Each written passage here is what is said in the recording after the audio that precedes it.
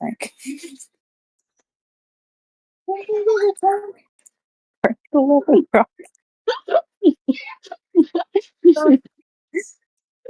Okay. We are up and live. Welcome back, ladies and gentlemen, to another episode of Nerdstown. I'm your mayor, sitting here with public outreach, John, and our Parks and Rec, Ben. We have official titles now. So if you're not watching this on YouTube, go watch this on YouTube. There's titles now, and they look great. I haven't looked at them yet because I'm over trying to download Discord on my tablet so I can look at everything without swiping out of here. But that's beside the point. I know they look good because John did them for us over on Two Captains One Pod, and those look badass. So if you're only listening to us on the streaming platforms where you get the Spotify, go check us out on Captain Hudson's YouTube page. Fuck it, while we're shouting shit out, go check out Happy Ghost Review. I'm not playing with you bastards anymore. I'm dead serious. Go check it out. Okay? This is your mayor. This is a mayoral. It has to happen. This is law. By law of Nerdstown, you must subscribe to the Captain Hudson YouTube page, and you must subscribe to the Happy Ghost Review blog. Okay? It's law. I will arrest you otherwise. Okay. Let's get into this this episode. We've got a lot going on here. We're going back with Tower Celebrities as our game this week, just because we, honest to God, loved that last time. So I hope you guys have your categories ready. I've got mine. So, yeah. But first and foremost, because I know this is on our sheet, I want to talk about it. Let's get the bad news out of the way first. Catherine O'Hare has passed away at 71 years of age today. Unfortunate, heartbreaking news. One of the great moms of the 90s movies. Heartbreaking. But at the same time, she kind of had it coming. She left Kevin McAllister at home twice. I mean, Jesus Christ. I want to say speaking of Kevin McAllister, though, did you see what Macaulay Culkin posted about it, though? No, I did not, and I was curious to see what he was going to have to say. He said I think they posted a picture of him with her unveiling his star in Hollywood. Yeah. And he said, "Mom, I thought we had more time." God, that's heartbreaking. Yeah. Oh. Yeah, because I know that, I remember her. She's so heavy in my childhood between Home Alone and Beetlejuice, and I know that she was a very strong ally in the queer community. So it's definitely a huge loss in that regard, for sure. And I knew that Macaulay was going to say something about it because of all the people that Macaulay has worked with over the years, she was the only one from a project that showed up to the dedication for his star. And, I mean, of course his wife and kids were there, which, yes, we love Brenda Song for being able to turn this man around. Okay, Macaulay has had a pretty, hard go at life ever since his acting career. But she was able to save that man. In all honesty, and Catherine O'Hare taking the time to show up when literally no one else did. Speaks a lot about who she was as a person, on and off screen. I mean, on screen, a phenomenal actress with dozens of Academy nominations, Academy Award, whether it be the Globes, the Emmys, whatever it may be that she has under her belt, and well deserved all the same. So to Catherine O'Hare, just thank you for the memories, thank you for the moments that shaped all of our lives, and thank you for showing up when we needed you. Whoever that may have been, whatever that was, we know that you were there. You were a great, decent person. So thank you, Catherine O'Hare. Now that I'm on to Discord, let's go ahead. We're going to continue with bad news for a minute. Oh my god, I cannot believe this. But at the same time, I can. Let's talk about Scotty K Fitness for a minute.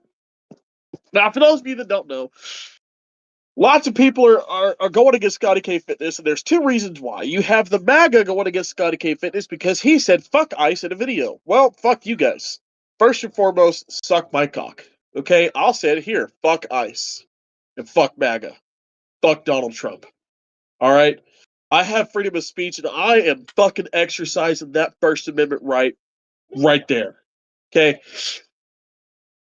But that's not the real trouble that Scotty K Fitness finds himself in. Unfortunately, Scotty K Fitness has responded to hate with hate. Now, I'm going to preface this by giving him. I'm going to play a little bit of devil's advocate here, because as good of a person you strive to be, as good of a person as anybody strives to be, you're always going to have your fucking pitfalls. Not a single person is fucking perfect, and there are some days where the hatred being poured onto you gets too much, and you decide to fight back. He doxed a man that had been paralyzed and then made fun of the man who was paralyzed for being paralyzed and the way he was paralyzed. Do I agree with that? No, I don't. Now, the doxing, however, on Devil's Advocate here, the doxing he did was nothing more than you can find out from this gentleman's Instagram page anyways. He already had everything labeled out on his Instagram page. It was public information. You can look at it right now. Okay. Is it still technically wrong? Yes. Now, the making fun of him part, look. Are there people that have done dumb shit and reap the consequences from doing dumb shit that I will wholeheartedly make fun of for because that is their consequence? Oh, fuck yeah. I am one of those dumb people that does dumb things and messes with dumb consequences, and I make fun of myself for it on a constant fucking basis. I believe Scotty K Fitness snapped. Okay, he had a bad day, and that's what happened. Do I agree with his actions? No. But can I say I wouldn't do the same thing? Also, no. I probably would have. And I am not nearly as well developed in my mental capacity as Scotty K Fitness is as a human being. So I probably would have snapped a lot sooner than he did. Another thing is Rise Energy has removed him from his partnership with them due to said backlash of making fun of this person with the disability. Now let's talk about the person with the disability for a minute. This person has been damning Scotty K Fitness for the longest fucking time, first and foremost. He received his paralysis after sledding in behind a four-wheeler and was unable to stop. Which, first and foremost, is the dumbest idea on the fucking planet. Okay? As a firefighter, EMT, I have been there when you dumbasses have done shit like that. And I have seen the aftermath. Both good and bad. I've seen somebody that just had a fucking broken neck and were able to walk away. I've seen someone who was paralyzed from it, and I've seen someone who was not so fucking lucky and ended up kind of like Heath Ledger in a box 6 feet under. Okay. Now, have I thought about doing this in my younger days? Yeah, but I thought better against it because I was like, if they stop, they get up to a certain speed and they stop, there's nowhere I can go because I could not stop in behind this. Man, now, my parents were really risking it all when I was a kid. Now I'm not going to sit here and make fun of the man either. I'm not, because again, as I said, it was wrong. But that's what Scotty K Fitness pointed out. That is what he'd said in the video because I had seen it before it was taken down. Scotty K Fitness has produced a public apology. Rise Energy, however, there are people on the fence with them, and I am one of them. Scotty K Fitness, I do believe, deserve to have a step back from Rise Energy, but there are other people that they partner with currently that are doing worse shit than Scotty K Fitness ever did, and that is this is where I'm on the fence with Rise Energy. I have enjoyed their products for many years. I'm still going to use them. I'm still going to buy Rise Energy just for the simple fact it is some of the healthiest protein and pre-workout powders on the market. But that's because I want health when trying to be healthy. Okay, I'm going to open this up to you guys, though, to talk a little bit about your feelings on the matter now that I've updated you guys, told y'all everything, because I know the three of us have honestly watched Scotty K Fitness for a while. John, I don't know if you really have, but I know for sure me and Ben have talked a lot about Scotty K Fitness previously, so your guys' thoughts, where are you guys at on this? I mean, when you take a public platform, you have to be careful about the things that you say. That's why I try to be careful. We try to be conscious about the things that we say. We try to be proactive in that. And you can't let, like, I like Scotty. I do not like what Scotty did, because it doing that only perpetuates the exact message that they are trying to get across. So you're fighting a losing battle at that point. You're proving their point by getting so angry. And as somebody who struggles with being angry and saying things I shouldn't say, I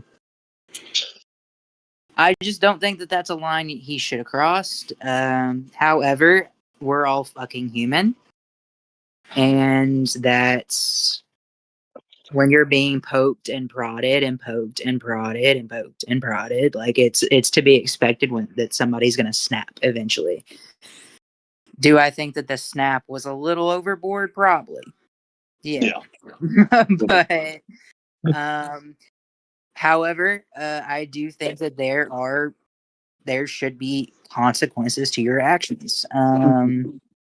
If Do I agree that they should be removing more people from their partnerships? Yes. Yep. Because they're I know Hannah told me that one's in an active domestic case right now. So they should be removed. They should also be removed. It should not just be Scotty, but I do think that Scotty should be removed. I do stand on Scotty should be removed, but there are other people that you also need to remove, and that's my issue. I don't disagree with the actions. I think that unfortunately he fucked around and he found out. And those were the consequences of his actions. But I don't agree with picking and choosing who you're gonna keep, who you're not gonna keep. So basically, the same points I said. Yeah, literally. Literally. John, same boat here. I guess. I mean, for me, it's just kind of a water under the bridge moment. Like, he fucked up, he apologized. That's all I care about. That's all I need to worry about. I don't care otherwise. Yeah, and that's fair. I do. I agree with that as well. Like, I'm not gonna hold this against him. I'm not gonna stop watching his stuff. For the most part, I agree with a lot of the shit he does. As a person, he's a great person. So I don't think I don't think he deserves to be canceled overall. No, but I do agree that he does deserve some sort of repercussion to what he said in some way, shape. Right, and hopefully he can have a decent rebuild, and maybe him and Rise can come back to another understanding later down the line in the future, and we can get Scotty K Fitness protein powder again. I have not tried it myself, to be honest with you guys. The Rise I got when I first bought it was this the Cosmic Brownie. Was it good? Protein powder, dude. It tastes just like a Cosmic Brownie, but it's not as sugary. So, like, you get you get the flavor of it without the overwhelming sweetness of it.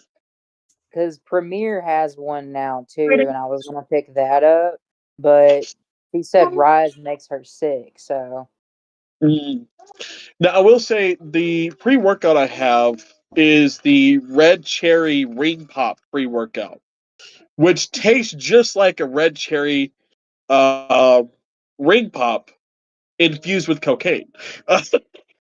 Like 100%. But again, that's pre-workout. Pre-workout does work as well as cocaine does. The only problem is that Hannah cannot have it because it does include red dye 40 in such a concentrated faction that it makes Hannah physically ill. Unfortunately, she cannot enjoy it, but I am able to, and I love both the flavors. Like I said, I enjoy Rise. I'm not going to stop using Rise because, like I said, I believe they were 100% in the right. Again, he needed some consequences here because if there's no consequences, you don't really learn anything, and that's the reality all the way across the board. In this. Uh, and then right before we get to all the fun stuff, two more upsetting things. Nicki Minaj come out as MAGA. Surprise, surprise, and honest to God, it is, but it isn't. Because yeah. Keep go on your tangent, but I do want to add something after you yeah, talk about her. okay, we've known Nicki for a long time. Okay, Nicki has been pretty much fuck everybody for a long time. Okay, and that fuck everybody that she that she gives out could be fuck you or fuck me. But she's gonna fuck you in some way, shape, or form. Okay, that is Nicki Minaj's image for the longest time. Her backing MAGA. Look, I didn't see it coming, but I saw it coming. There's a lot of celebrities that have come out as MAGA recently that have just been like, Don't really, be Nicki, be Cardi B. right? Like, really, you of all people? I mean, do you not know your fan base? Do you not know who the fuck gives you money? Who the fuck Do puts you you on not the know your pedestal you're on? rights? Right. That too. Secondly, all the women that support MAGA, you are the dumbest pieces of shit in the fucking world. I don't care who you are, because I'll tell you right now, here's why I think you're dumb if you support MAGA, if you are of the female variety. They don't like you. They want you barefoot, pregnant, in the kitchen like you were in the 50s. Now, if that's for you, fine, go be, a barefoot, pregnant whore making sandwiches for the rest of your fucking life in your husband's kitchen. But that's not for everybody. Women have a place in everything that is in every job, every profession on this planet. Okay, me and Ben went to high school together, and one of the women we went to high school with was this 4'9" ginger bad bitch who wanted to join the army. But not only did she want to join the army, she wanted to be special forces, and she went and fucking did it. Now, I don't know if she actually graduated. I don't know if she actually graduated from Ranger School. But I know that she at least was in the courses. She was in Ranger School. And she was making headwaves. She was one of the first women approved for Ranger School in the 2010s, the late 2010s, early 2020s. So, uh, shit. Okay, I've been a firefighter and EMT. Some of the baddest bitches I have worked with have been women firefighters. There's nothing more badass than a woman firefighter that can sit there, wear 80 pounds of gear, carry a 150-pound fucking hose on one shoulder, and a 200-pound something dude on another shoulder, and not break a single fucking sweat. More than what the gear makes you do. And I've seen it done. Elizabeth, if you're listening to this, babes, you are a bad bitch, and I loved you. I miss you. Oh, dear God, sis, you were awesome. But,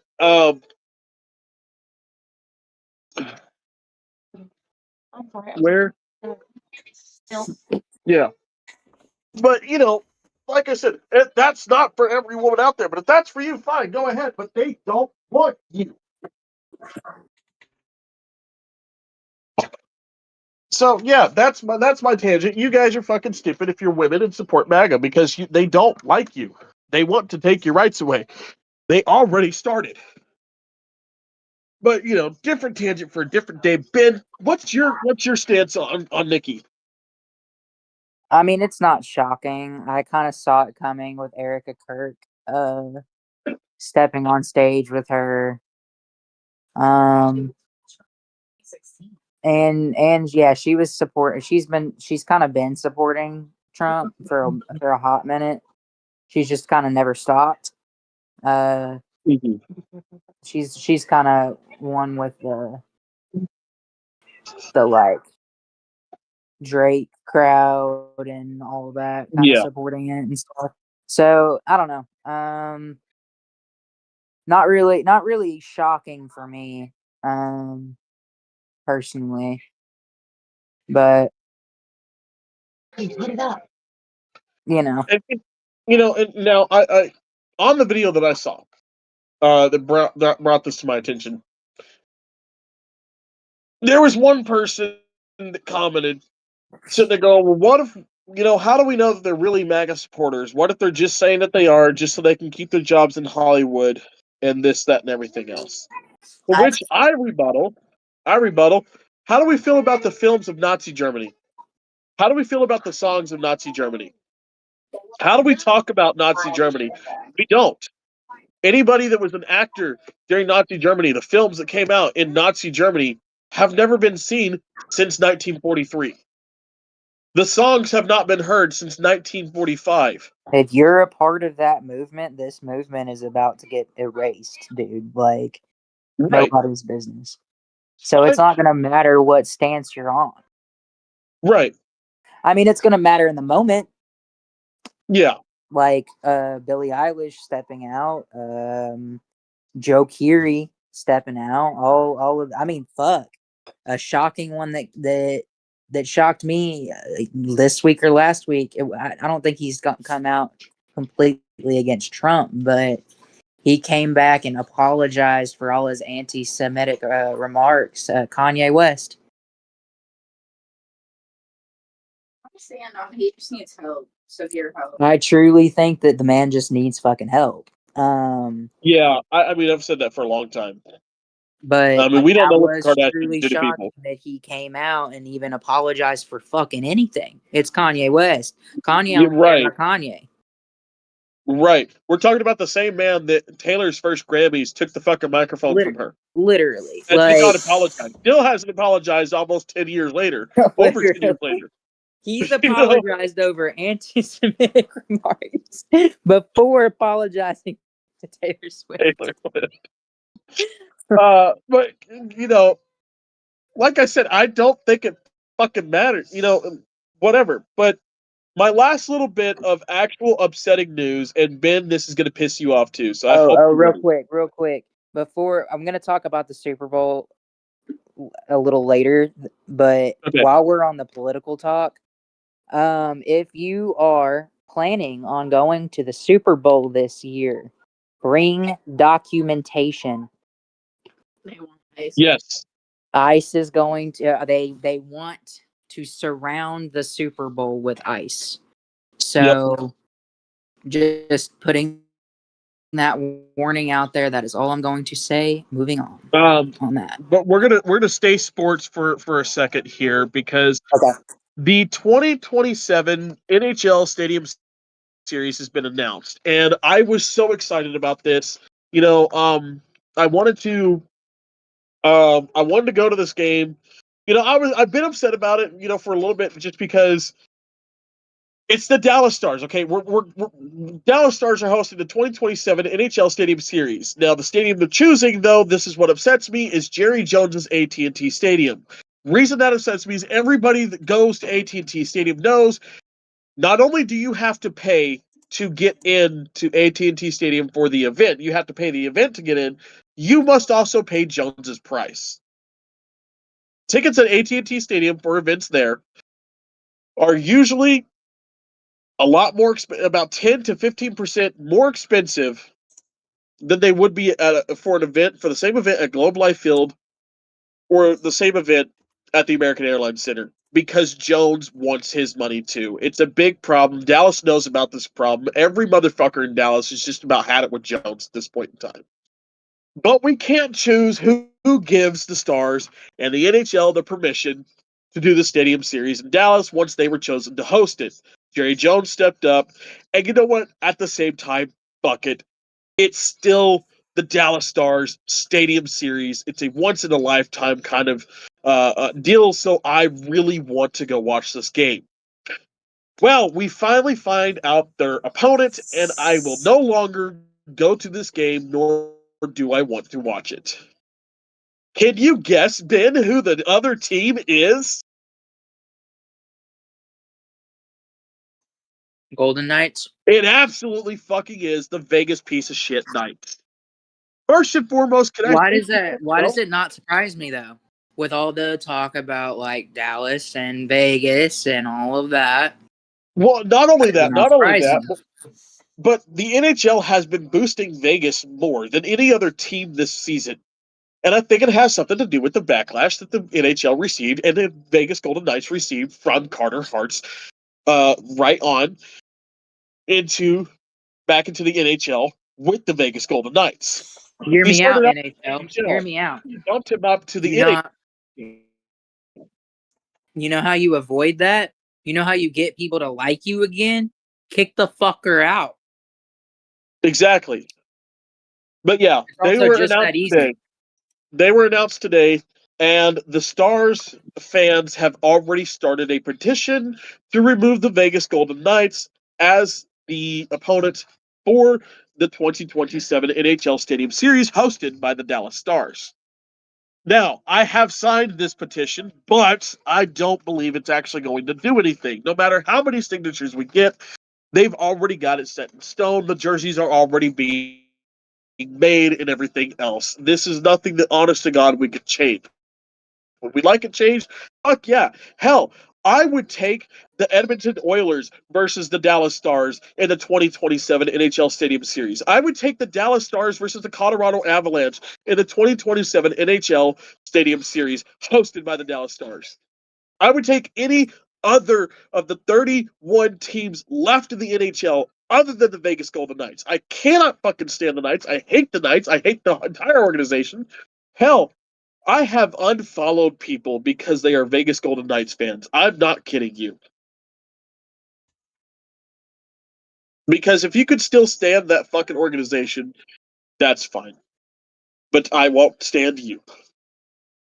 But I won't stand you. They have been a dirty organization since 2020 when they first were announced into the league. They rigged the fuck out of the draft, tore it the fuck up, unlike Seattle, who did it properly. They then rigged and cheated their way through the entire 2020 playoff series and won that year. Their very first year in the league, they won the Stanley Cup because they fucking cheated all the way up. And every entry that they've had into the playoffs since, you can see it. They are actively fucking cheating. And it's not hard to fucking tell that the refs have been bought. That things are happening for the Knights that aren't happening for their other teams. I'm not just talking about when the Knights face the Stars. Okay? I'm not. I'm talking about every other fucking team they face as well. It's very blatant. And then they make it worse by signing a fucking rapist. Sure, yeah. You know what? Solidify your bullshit in the league. But then again, this is just all to say. I fucking hate Vegas teams anyways. I hate every Vegas team because the Knights are the only legitimate team that Vegas has. Because the Vegas Raiders will always be the Oakland Raiders to me. I stand with you, Oakland. I do. I always have. The Raiders belong in Oakland, California. The Oakland A's, the Oakland Athletics, they belong there. They do not belong in Sacramento or wherever the fuck else they've been this past season. wherever they're going to be this season, and they sure as shit do not belong to Vegas. If you have to steal your team from another city, is not legitimately your fucking team. Vegas is literally out here gambling for teams. Yes. And I'm pressed about that because of the Mavericks. I know sooner or later it will be the Vegas Mavericks if they don't change the fucking name, which, based off of their other shit, they probably fucking won't. But I'm going to get off that soapbox. I'm going to my last little bit in sports before we get off to everything else. No, we're not talking about the Super Bowl here. This is we are talking about the Super Bowl. Well, okay. Well, we can, but this is it's cool to see the progress. No. I knew this was going to happen eventually. I'm happy it is the player that it is. Okay. Mike Modano has been the all-around greatest American-born NHL player for the longest. What Wayne Gretzky is to the entire league, Mike Modano has been for American-born players. Mike Modano holds both the all-time scoring record and the all-time points record, along with several other records in the NHL, but those are the two big ones that Gretzky also holds for the entire league, making Modano the American Gretzky.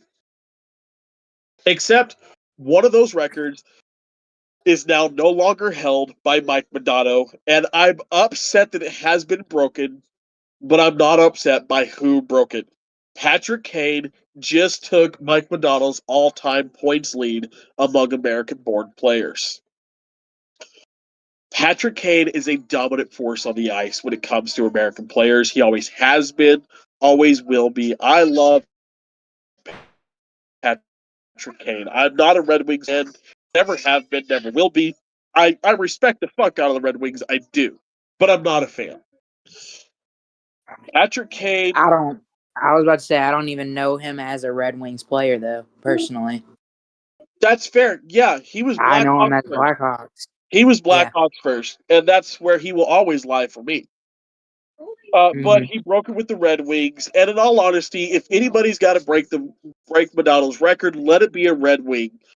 Because if it's not going to be a Dallas Star, because that was the other team that Mike Modano played for one season between 2010 2011 for his very final season. Wearing number 90, Modano retired in Detroit. Why Detroit? Because that's where he is from.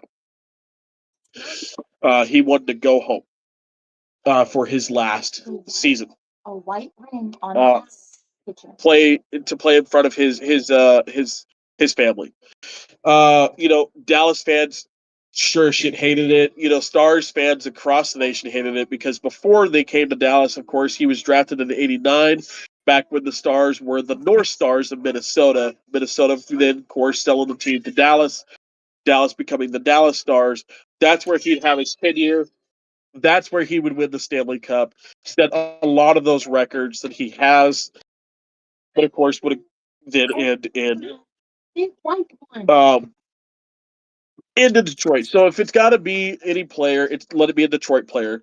I will say though, very soon I know another player will be breaking his all-time scoring record amongst American-born players, and I'm really happy about this one because it will be Jason Robertson. Jason Robertson, I believe, is less than 150, less than 150 goals away from Modano's record, and Jason Robertson isn't even halfway through his fucking career yet. Okay, we might see Robertson, try to, take Ovi's eventually. I mean, which would be cool, but hell, Ovi is about to make it impossible. He's about to hit 1,000 within the next season. And he's not retiring any moment soon. Neither is Sidney Crosby, but we'll get into that a different fucking day. Congratulations, Patrick Kane. I miss you on the Blackhawks, buddy. But it's perfect that you, of all people, will break this record. Continue to set it, make it higher, and make it harder for the next. Congratulations, Patrick Kane.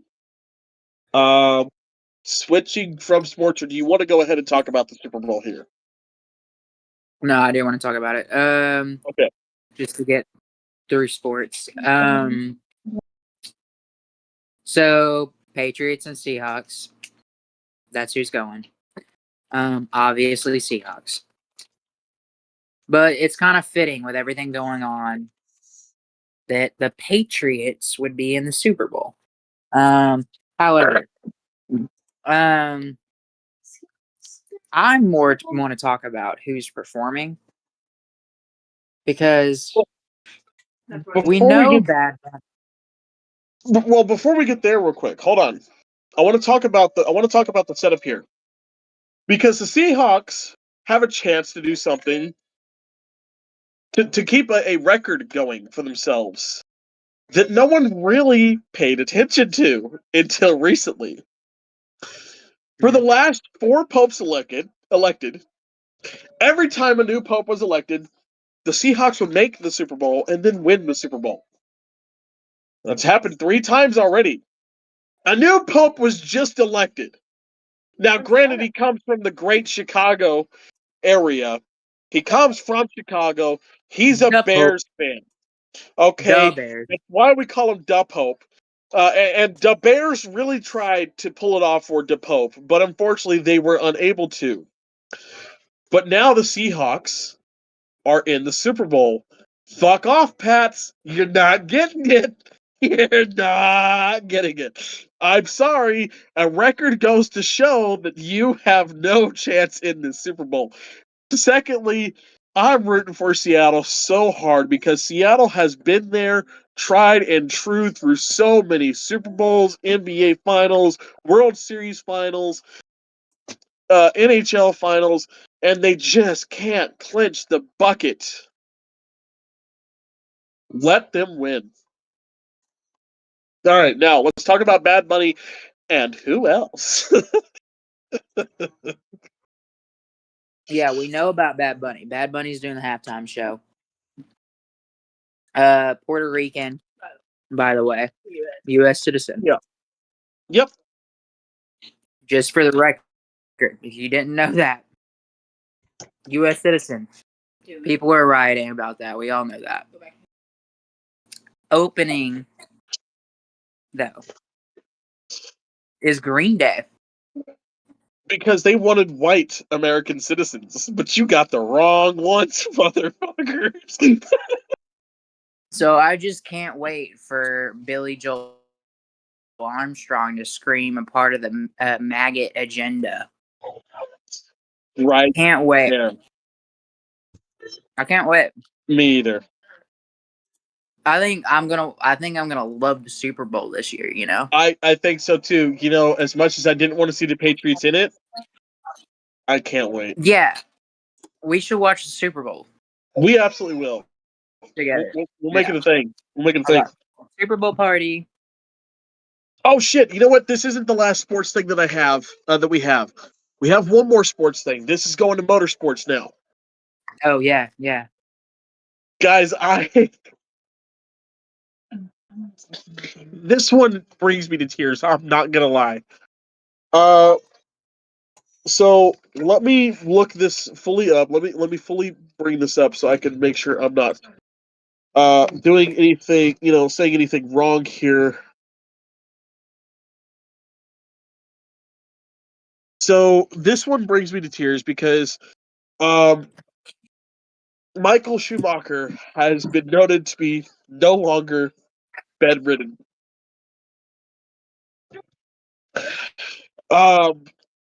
He is a German Formula One driver who raced from 1991 to 2006 and 2010 to 2012.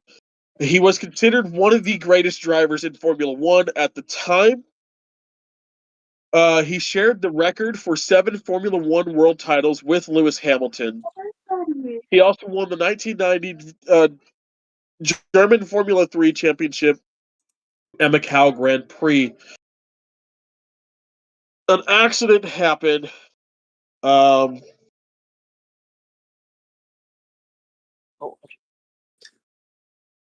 He was in 2013.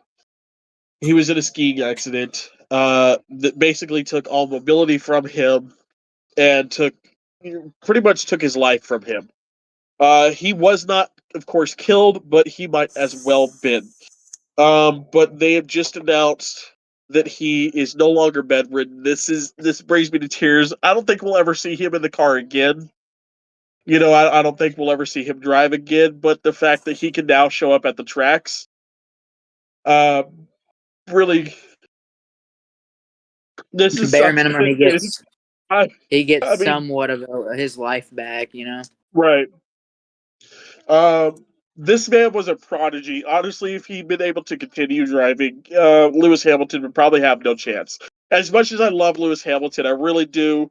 I am such a Hamilton fan. I mean, through and through, the dude is a fucking phenomenal, badass driver. Okay, I've been racing, most of my life, and I don't think I could do half of what Hamilton does. I think Hamilton is one of the best world class drivers, but Michael Schumacher was definitely a league above Lewis Hamilton in his heyday.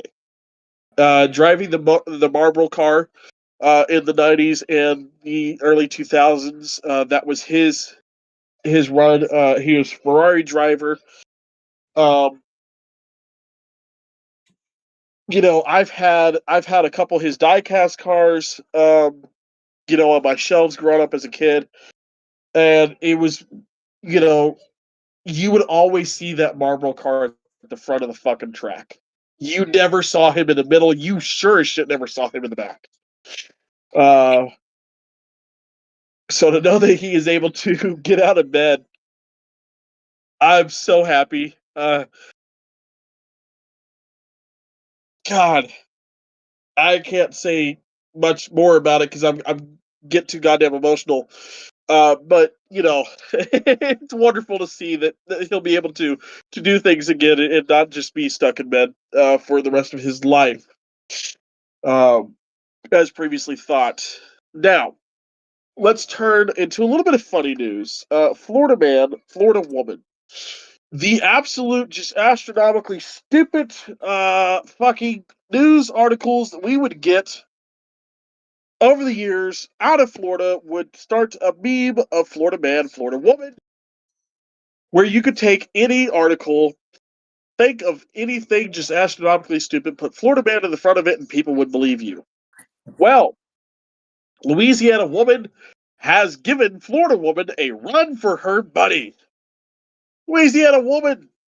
Not sure exactly where in Louisiana this was. It was not around Shreveport, where I currently live. I'll tell you that. But neighbors had called the police because there was this naked woman swimming in the lake near their house. The cops show up and she screams at them from the shore that she is a mermaid and will hurt them with her mermaid powers. And You've this, got that, him and cackling already. everything else, it was just. They called in some EMTs to make sure that she was not on drugs. She tried to bite one of the EMTs and another officer. Florida, Louisiana mermaid definitely giving Florida woman a run for her money in the local news this week. I was just dying laughing. I'll have to try to find it on TikTok again to send to you guys. I could not believe that shit. But yeah, so I had to include that. I thought that was absolutely hilarious. Let's get into our gaming a little bit. Let John take over. We got Halo anniversary the 25th. So Halo is now celebrating its 25th anniversary as of this year. So 25 years ago, we were treated to Halo Combat Evolved. Some things that are going to be happening this year. Let's see, we've got Halo Fest in December, which is going to feature a concert and a community celebration. Have not decided if I'm going to that or not. We'll see. It's in Seattle. Something everybody can get, though, is there's all kinds of in-game content for Halo Infinite that you can claim throughout the course of the year. there's all kinds of monthly activities that Halo and Microsoft or Halo Studios or whoever is going to be doing throughout the year. And not to mention that Halo Campaign Evolved is going to be coming out this year. In concurrence with the 25th anniversary. So lot of fun stuff going on in the old Halo universe these days.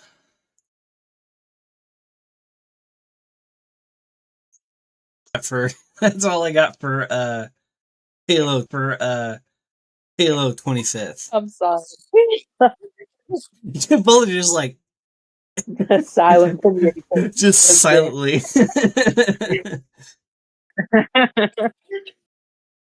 That's Sorry. great. No, yeah, I'm good. I promise. I swear to God, I'm good. Proving that I've known this motherfucker for 15.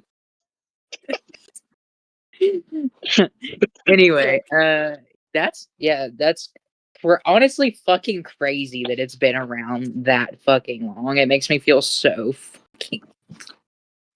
You're telling me, man. So old. But yeah, But you know what? so Happy 25th anniversary. Happy 25th birthday to Halo. Fuck yeah. I mean, not a lot of gaming franchises, though, get to make it this long. Mm-hmm. I mean, the only other ones that I could think of that have made it anywhere close to this would be, Mario, who passed 30 a few years ago, Legend of Zelda, who's passed 30, but those are games that, like, the only honest to God, the only reason that they're still around. Look, I'm not shitting on Nintendo, but because Nintendo found out what worked for them and kept it. Yep. But that's the reason they've been around for so fucking long. But it works. That's both like such a smart tactic and my biggest beef with Nintendo, though. Right. I mean, of course, Nintendo has branched out. Like, if you want to play like Madden on your Switch, you can play Madden on the Switch. They have the Madden games for Switch, but they don't. Why would I want to? Sorry, no. Anyway. Right. But they don't come up with original characters anymore. Not so much anymore. I mean, I'm sure they are. The games just aren't getting big. Whatever, or they're not released to the U.S. yet.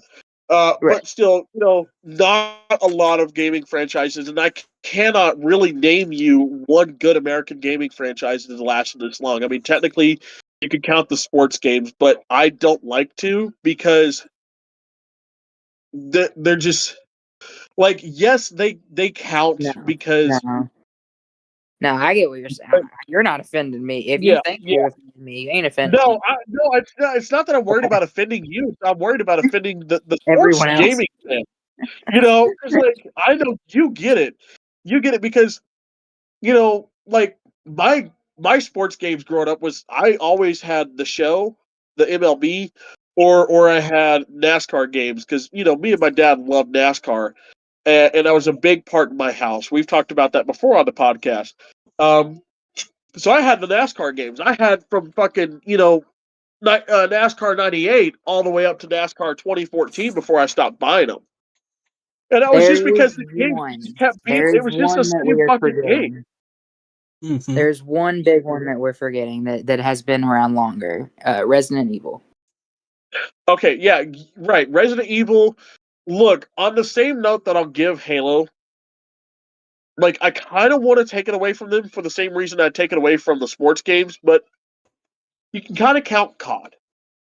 Kind of, yeah. More or less. I mean, but they, I'll give it to COD. Not campaign or not like online, but I'll give it to COD for their story because their story is different every time. So I will give it to them for that. You know what? That's it. Here's how we differentiate it. Not a lot of story-based game franchises have made it this fucking far.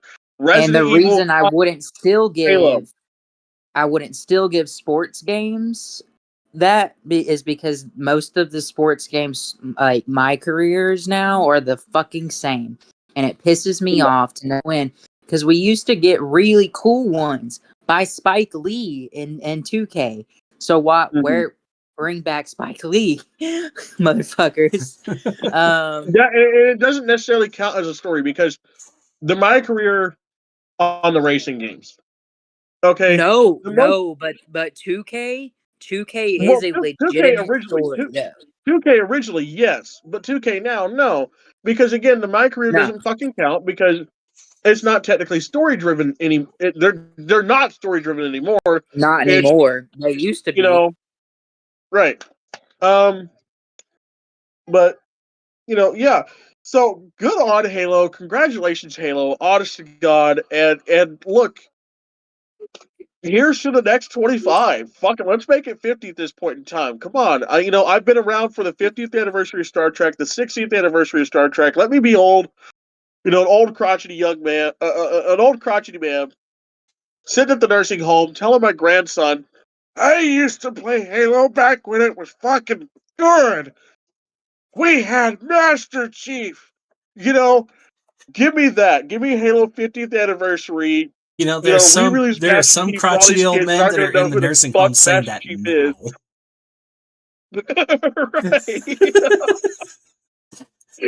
Is. But also, John, you want to talk about some old Harry Potter games, a quick review on those, and some old Star Trek point and click games. Oh yeah, I've got a document on this because I was like, I need to collect my thoughts here. For those of you wondering, before John gets into this, if you want to know about the games he's about to talk about, you want to really look at some gameplay for them, come to the fucking YouTube page. It's not that fucking hard. It's on the YouTube page. I was about to say, I have played through 2 of these fully, both of the Harry Potter ones, currently working on one of the Star Trek ones. So Okay, but what house are you in? Well, here's the thing. So, the first game we're talking about here is Harry Potter and the Sorcerer's Stone. Okay. So you don't get to pick a house. You're motherfucking Harry. God damn it. So, I mean, I am a Gryffindor. I took the test, did the whole thing. Anyway, beside the point. Yeah, that's what I'm asking. Yeah. What are you? Gryffindor. You're Gryffindor. Mm-hmm. Well, okay, technically, I got Hufflepuff the first time, and then I retook it and I got Gryffindor. No, you're Gryffindor. Yeah. You are you scream. There is no lean with you. There, with me, there's at least a slight lean. There, you scream Gryffindor. Yeah. There is no to me in my head. There is no other choice for you. Yeah. That's why I didn't even ask. I mean, plus you've known me for 15 years. You shouldn't have to anyway. Fair. M said she's gonna take it. So what's your vote on what she would be? Slytherin. I'm also a Slytherin. I heard that from the background. Bitch. I am a Slytherin, so it's okay. Look, M's reaction to that screams Slytherin anyways. Like, what house do you think M's gonna be? Slytherin, bitch. Thank you for proving my point. Point proven. Thank you for proving it. Yeah, no. I'm a lean, a Slytherin lean between all 3 of the other. Right. I'm heavily Slytherin. Yeah, you're heavily Slytherin, but you could go up into an intellectual contest with the Ravenclaws. You can mask as a Gryffindor, and you have snacks and 420 knowledge of a Hufflepuff through and through. There you go. Pretty much, yeah. There you go. All right, continue, anyway, John. Sorry for the side tangent. So the first game, Harry Potter and the Sorcerer's Stone, third-person kind of action adventure, came out 2001, published by EA Games. Back when EA Games wasn't shit. And didn't charge you for everything. Oh my god. Yeah. My wallet hurts from this. Anyway. Continue. Yeah. So you play as Harry as he navigates his first year of Hogwarts. While there are several different releases for the game, like the PlayStation 1, Game Boy Advance, Game Boy Color, so on and so forth. I'm going to be talking about the PC version because that's the one I've played. I haven't gotten a chance to play any of the other ones. I feel like I have played this now that you're talking about it. Yeah. Because I was thinking PC and I wasn't sure if it was on anything else, but I think I have played this. It is. It's a little bit different from console to console, as games in that era typically were. Right. So you get a little more, a little less, depending on what platform you ended up playing it on. But like as far as like visuals and audios go, like for a game that came out in 2001, they are surprisingly really, really well done. Especially on the PC version of it, because PC's got a little bit more, I guess, processing power than some of the other stuff did. Like the Star Wars point and click games too, in that the PC games in that era that were so good. Even like visually, sound effect, why they were so good. Like no business being that good. But for like for this being like a 3D game that came out in 2001, it looks and sounds amazing. Right. So you learned like some classic spells like Wingardium Leviosa, Alahomora, Lumos, those kinds of things. Few other spells. Yeah. You don't get to learn those, and I'm so disappointed about it, because playing Hogwarts Legacy, that was one of my absolute goals, was to learn those immediately. Because I'm fucked up like that. However, but yeah, all the spells you learn unlock certain different little things, like you can use Alhambra to unlock secret areas, so on and so forth. There is a kind of a currency system. We'll loop back to that here in a second, though. But it's for Birdie Bots' every flavored beans. So you can collect God knows how many fucking beans in this goddamn game. You collect so goddamn many. But it kind of turns into a currency system because you'll run into Fred and George frequently throughout the game. And if you have 25 beans, they're going to give you a wizard card. And there's like, you're saying this and my wheels are turning. Like, yeah, I played this game. Yeah. But yeah, they'll give you a wizard card. I think there's like 24, 25 of them, something around there. But you can also find like the wizard cards and like chests and other kind of things. One thing I'm not a fan of, at least as far as the PC version goes, is the broomstick and Quidditch controls. They kind of suck in this first one, and I have a lot of problems with them. Do you play on controller, or do you play mouse and keyboard when you play mouse and keyboard? Yeah, the PC version doesn't have controller support, I don't think. Yeah, I figured that was would be a newer thing, but I would imagine doing it on mouse and keyboard would be so fucking. Not gonna lie. Yeah, no, the controls are janky at best, and makes it real difficult. However, I will say trying to run the game on modern systems is quite the task. She got Gryffindor, and that doesn't feel right. But anyway. But do another one. Yeah, there's a lot of stuff you have to do to get the game actually running.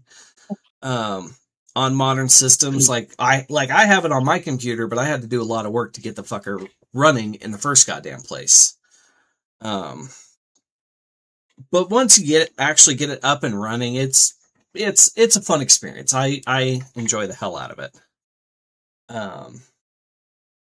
And moving on to the next one is the direct sequel, Harry Potter and the Chamber of Secrets. They did, I think they did 3 of them, but I've only played 2 of them. I think they did the first. I think they did them all. I was about to say, I think the first 3 are not as tied to the movies as the other ones are.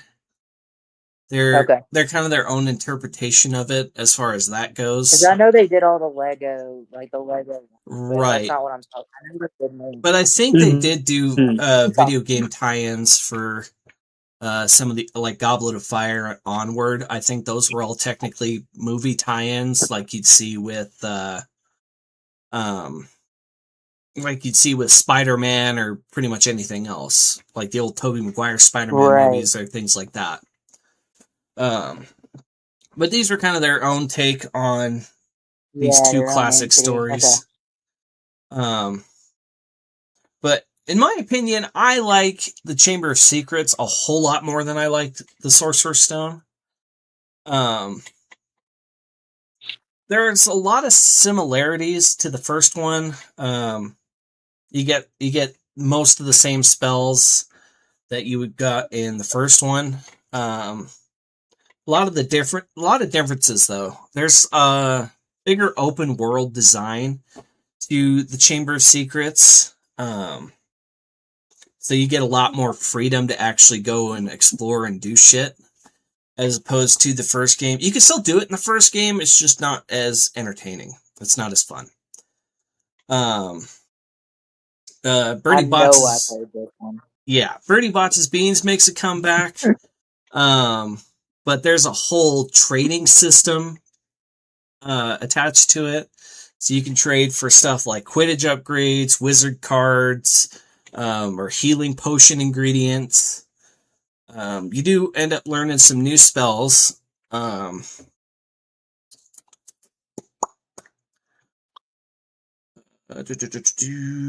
see. Oh yes, the broomstick and Quidditch controls are a fuck ton easier than they are in the first one. First one, you kind of have to almost predict where shit's going, so on and so forth, and the controls are janky. This one is smooth as butter. I fucking love the broomstick and Quidditch controls in the second game.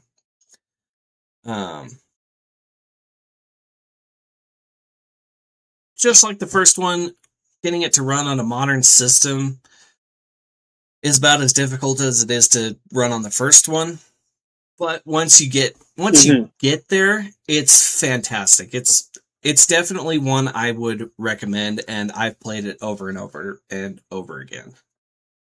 If you want a little bit more in-depth on both of the games, both of them are up on the channel. You can take a look at them on the YouTube channel. So,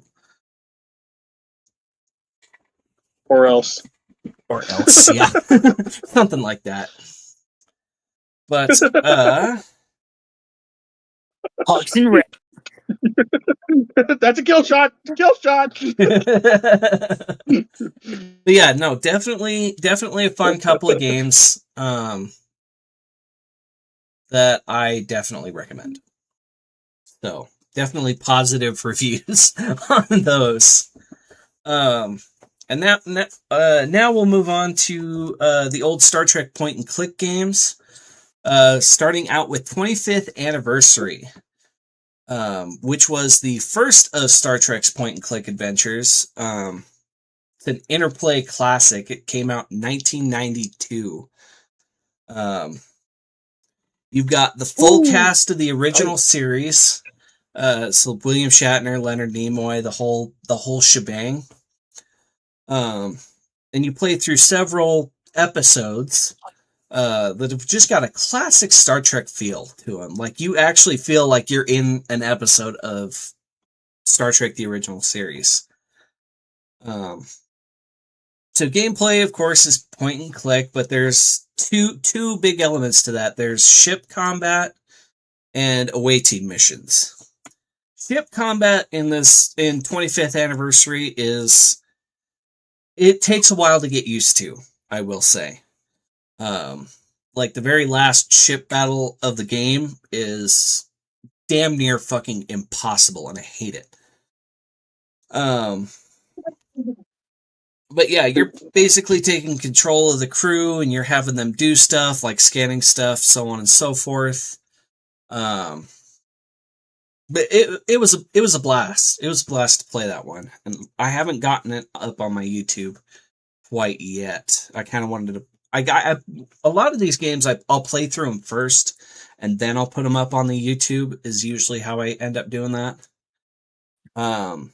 Moving on to the next one, though, we've got Star Trek Judgment Rights, which is a direct sequel to 25th Anniversary. A lot of the same kind of deal. You just get more of it. So the same gameplay aspects, so on and so forth. Ship combat is quite a bit easier, though, because you can turn the difficulty up and down. Or you can turn the ship battles off if you want to. It's kind of nice. The original cast, of course, returns again to voice their characters. Yeah, and between the away missions and everything else, you get a pretty engaging experience, I thought. That pretty much just makes this game a classic. And then I've got one more, and then I'll shut the hell up. So we've got Star Trek: The Next Generation of Final Unity. So not quite a sequel, but it's definitely a spiritual successor to 25th Anniversary and Judgment Rights. Final Unity is look at my notes here. Developed by Spectrum Holobyte in 1995. So once again, one of those older games, I guess. This time, however, you're controlling the crew of the USS Enterprise D through a big mystery treasure hunt kind of thing. It's a blast. Much like 25th Anniversary and Judgment Rights, you've got the cast of Star Trek: The Next Generation coming in to voice their characters, which you didn't get that a whole lot back in the day, especially with licensed games like these that are based on shows or something like that, shows or movies or something like that. Gameplay is a little bit different, focusing more on dialogue on the ship rather than actual ship combat. So you have to talk your way out of a lot of stuff or talk your way into something. The ship combat is quite a bit different. You could directly control what the Enterprise did in the first two games. This one, not quite so much. You can either delegate tasks or you can click buttons yourself. Another big difference, as opposed to several different episodes in the game that connect to one big story, all the missions you play are all together, and it makes it feel like one big episode of Star Trek: The Next Generation. The story itself is damn good, if you ask me. This game has become one of my personal favorite games of all time. So that's about all I got as far as those games are concerned. So, my time to shut the hell up. By the way, you kids. By the way, for you kids that are listening, Glenn, what's a point and click game? The best gaming experience that we ever had in the original gaming, all right? And it was some good. Yeah, do y'all remember those? Did y'all ever play those the Team Nick point and click games? Oh my gosh, yes. I don't think so. Yeah, they you might. John, how old are you? 26, turning 27 here in a few months. Hey, you might be old enough. Because this was pretty early in probably our teens. I want to be real. Whenever they started to become obsolete, that like Teen Nick would like put out almost like dating point and click games, and it was super like drama, real world esque point and click style games that were trippy as fuck. Anyway. Yeah, I mean, they were some of the best games we had growing up. All right, point and click games are they're goated. Some of them personally, I think point and click games should make a comeback. Personally, honestly, point and click games were like kind of your original like story based games. That was how they got their story across, because the animation just wasn't there back then, so they would put it all in a touch screen. That's how you would figure out what the fuck was. I mean, it's similar to like Zelda. Zelda kind of does the same thing, where the Pokemon the game, same kind of mechanics. Yeah. So, but on gaming, this one, this is mine. I think I come at this. I come at this with I can't wait to yell and scream. Google is running a new AI game design program called Project Genie that could pose a problem to game design. Stocks plummeting. People are basically able to recreate any game with AI now. Let's yell. So yeah, it already is. Stocks are plummeting. It is posing an issue. People have literally recreated Zelda Breath of the Wild, right? With this program. And you can create basically anything that you want. Anything that you want. You just have to type it in. And so it's going to tank all of the gaming jobs. So if you're going into the gaming industry, sorry, this might pose a threat. I'm not gonna lie, because where at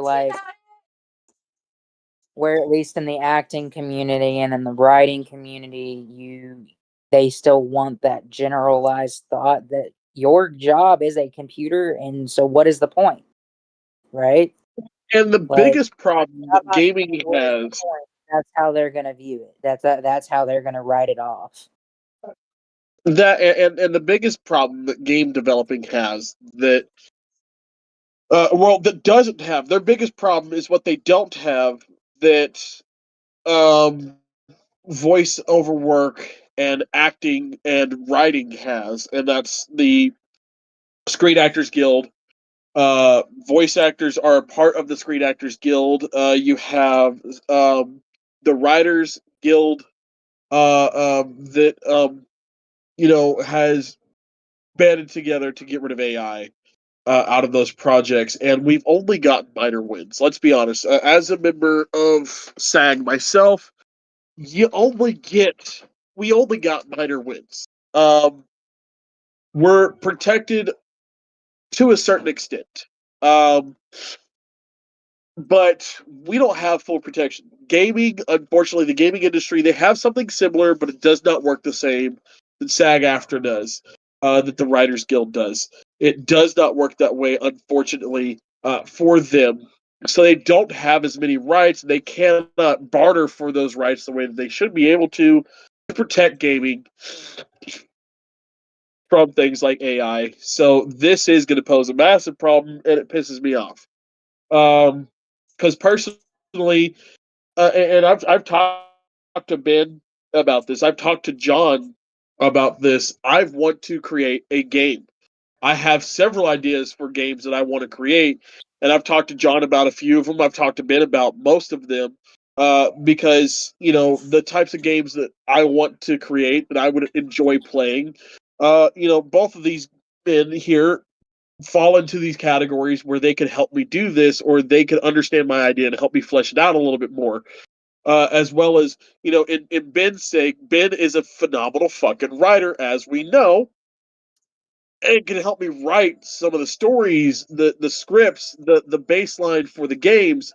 And then, Ben knows a little bit of coding, John knows a little bit of coding. Hell, between the three of us, we could probably fucking put together a fucking game. If we really got our heads, into it. I do my daily streak on Brilliant. But Jack of all trades, master to know that I can just plug it into an AI program to make it. Look, I understand that we live in an era where we design machines to make things easier on people. But at what point does it fucking stop? At what point? Because let's look at the world of iRobot for a minute. Okay, iRobot, in that world, everything is done by robots. I didn't even know. We didn't even ask. What is currency? Because right now, our world, our current world, 2026, the world is so based in currency that if currency just stopped being a fucking thing, the world would fall apart. So how are we going to go to a civilization that runs entirely everything automated, done by computers, done by mechanics, and robots, but forgo currency? Because if we're not the ones working, how do we get currency? You know, that's the main thing, right? Um, Or it's like they want to remove all of that. It's like they want. But if you're gonna remove that, then you need to remove paying for shit. Because how the fuck are we supposed to pay for shit if you keep taking our jobs? right. And Like, so, it comes down to where do we stop? Fuck AI. That's where we stop. Okay? Because have we not the biggest gripe that people have with let's talk about things that have been in the news. We're trying to bring back currently the dire wolf and the mammoth. And hell, actually, we have brought back the dire wolf. We are in the process of bringing back the mammoth. And people are like, well, fuck, there's like 7 movies now of why the fuck we should not do that. And they like to quote Jurassic Park.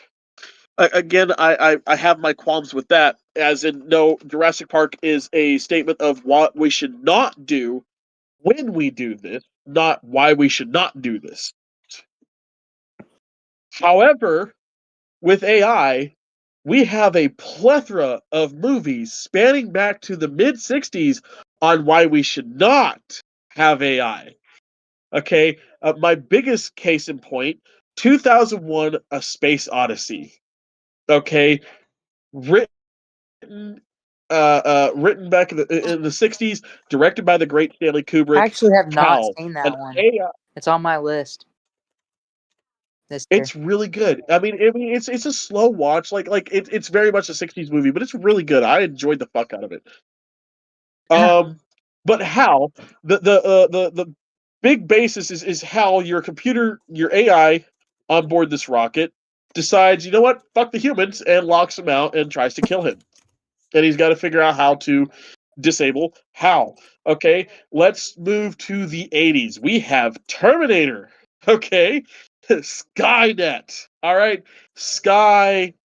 There's a company out there that is working with that is called Sky something, and it's just eerily fucking similar. Okay, did we not learn anything from the Terminator films? iRobot, a movie I just mentioned. iRobot, they're run off of AI. Okay, sure, we can program. You want to go games? Detroit becoming human. Right. See, that was going to be one of my next points. Yeah, there's a plethora of media out there, whether it's games, movies, books. There's a plethora of fucking media out there on why we should not do this. Star Trek, the original series. Star Trek has even touched on Trek: this. The Next Generation. Star Trek: Deep Space Nine. Star Trek. Okay, Star Trek was like, look, dude, probably shouldn't fucking do this. Okay, long before AI was a thing. Okay. Can I get Bicentennial Man for 100? Yes. We could go all night. At this point, we all could go all night. We could list the amount of AI movies that prove to you why you should not do this. And AI. and then, I mean, you can even throw in Back to the Future. Right. Maybe not AI, but the technological advancement Yeah, the At that fear and point, technological advances. you could even throw in Halo. Yes. You could throw in fuck. I just watched a movie this week. It's brand new. It's got Chris Pratt in it. I'm going to talk about it later. You could throw in Mercy. Right. Because let's talk about AI is not what it's called. It's called artificial intelligence. That is the true title. Okay? That is what AI stands for. Okay? Artificial meaning it's not human. Intelligence meaning it can learn. It is currently learning. Look at ChatGPT a year ago versus ChatGPT now. It has learned. Forever evolving. It evolves. It's Eventually, it will scary. outsmart us. Eventually, it will outsmart us, and it will think us a lesser fucking creature. I mean, fuck. Look at Planet of the Apes, y'all. Come on. I mean, even Yes. that.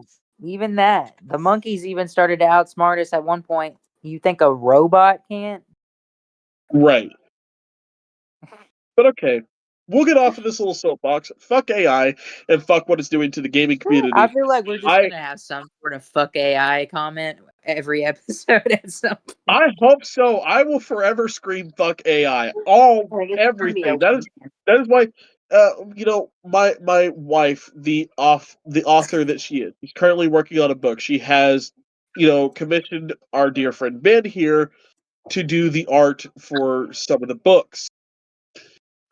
The one promise that she gave Ben is the same promise I gave Ben when I commissioned him to do the art for not only Two Captains, One Pod, but this podcast, Nerdstown. Which greatly, I'm sorry, by the way, greatly offended me. Because how dare you insinuate I would ever, not you, because you didn't even tell me, because you knew I wouldn't, but how dare she insinuate I would ever use AI? Yeah, but Beef of the day. yeah, the logo for those of you watching on YouTube, that logo that you see next to our fucking name tags that Jonna has so graciously given us. That logo is the Nerdstown logo Ben drew up for us. She made him the promise, I made him the promise that none of his artwork that he ever does for either of us will ever be used for AI by our own hands.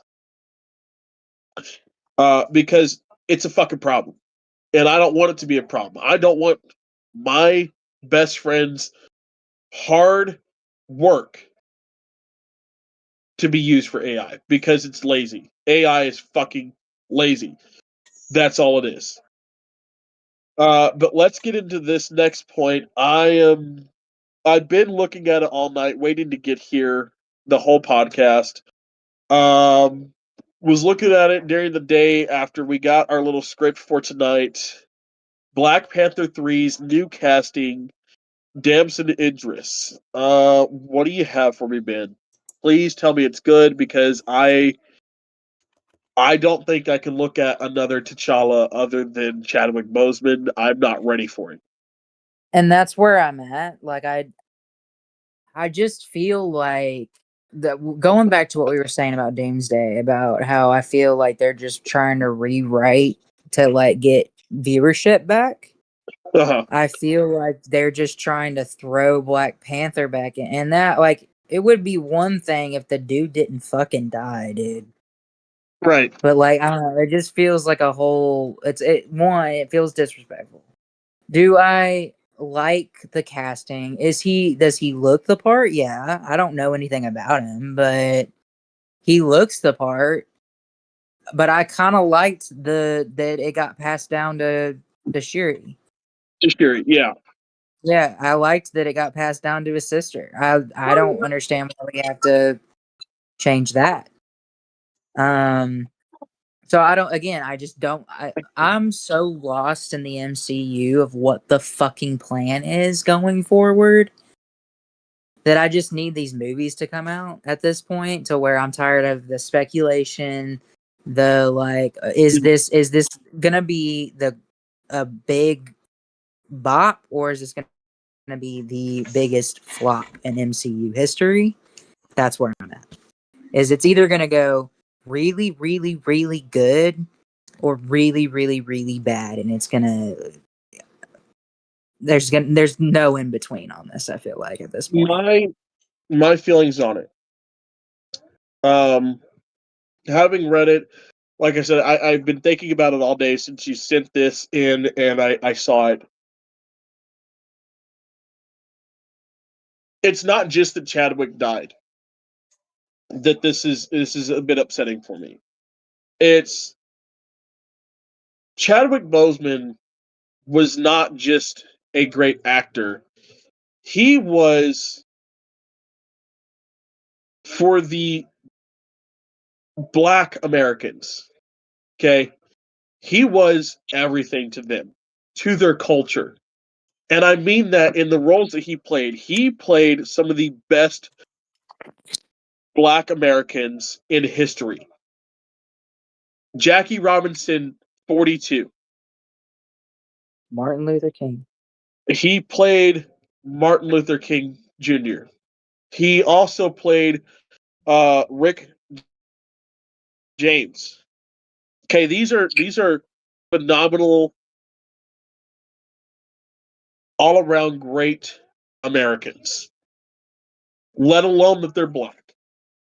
They were great people who did great things. Rick James, or not Rick James. He didn't play Rick James. Who the fuck was it? Or was it Rick James? No, it wasn't Rick James. He didn't play Rick James. Who was it? Hold on. Yeah, look it up for me. I know it was a song. I know it was a singer songwriter, and very influential.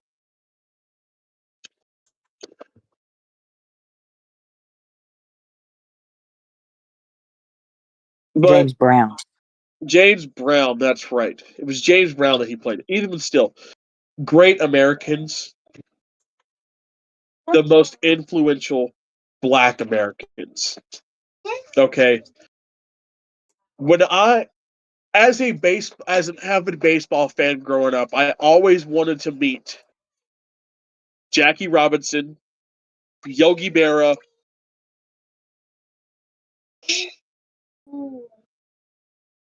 I always wanted to meet Jackie Robinson, Yogi Berra, Babe Ruth. You know, some of the greatest of all time. I mean, everybody always wants to meet the greatest of all time. The names most talked about in whatever it is that you like. If it's movies, you want to meet some of the greats in the movie industry. You want to meet some of the greats in the songwriting industry. You want to meet some of the greats in the sports industries. I knew that I would never meet Babe Ruth because Babe Ruth passed away before I was born. I knew I'd never meet Jackie Robinson. Jackie unfortunately passed before I was born. But when I saw John Goodman play Babe Ruth, God, I could not wait to meet John Goodman to say that I met Babe Ruth. Because by all means, the way he portrayed that character, he embodied the soul of Babe Ruth. And in that same breath, Chadwick Boseman embodied Jackie Robinson. So much so that Jackie Robinson's wife, Miss Robinson, who is still alive today, said she'd never seen a better portrayal of her husband. She'd never seen a better portrayal of his story than that movie. She got to honor Chadwick Boseman Chadwick Boseman got to honor her by inviting her to the red carpet premiere when 42 premiered. He got to spend time with her at her house where she runs the Jackie Robinson Museum still to this day. And in 2018, I was so excited to go to Fan Expo because 2020, I was so excited to go to Fan Expo Dallas because he was supposed to be there. And I was so ready to meet Jackie Robinson. Because by all means, I was going to meet Jackie Robinson. I even had a Jackie Robinson jersey that I was going to have him sign and frame. And unfortunately, the 2020 Dallas Fan Expo was canceled. And that same year, he would pass away. I never got my chance. I cried that day for Jackie Robinson. I cried that day for T'Challa. Because if anybody was going to play the first black superhero seen on screen in the movies, it sure as shit should have been Chadwick Boseman, and it was. I don't Yeah, I want think to that's where my disrespect feelings Damson. are I with. don't want to disrespect Damson Idris by any means. I don't. I hope that he does well with this role. I really do. I want to give him my best, but it seems From too the, I soon. will say, from the looks of it, though, because he's younger. It looks like we're going back, so we're getting more of like T'Challa when he's younger, maybe, just based on the dude's age. So I'd be Right. okay if we're going for that route and we're going pre King Death and T'Challa when he's younger and like seeing that. But we'll see. I mean, I think he would make a good younger T'Challa. And if that's the way they're going with it, good. Because like I said, I don't want to disrespect this actor by any means. If he can pull off the character, then by all means let him be the character. But to me personally, it's too soon as someone who cried for Chadwick Boseman because we were all robbed of such a great, great actor. Just gone too soon for one of the worst things possible.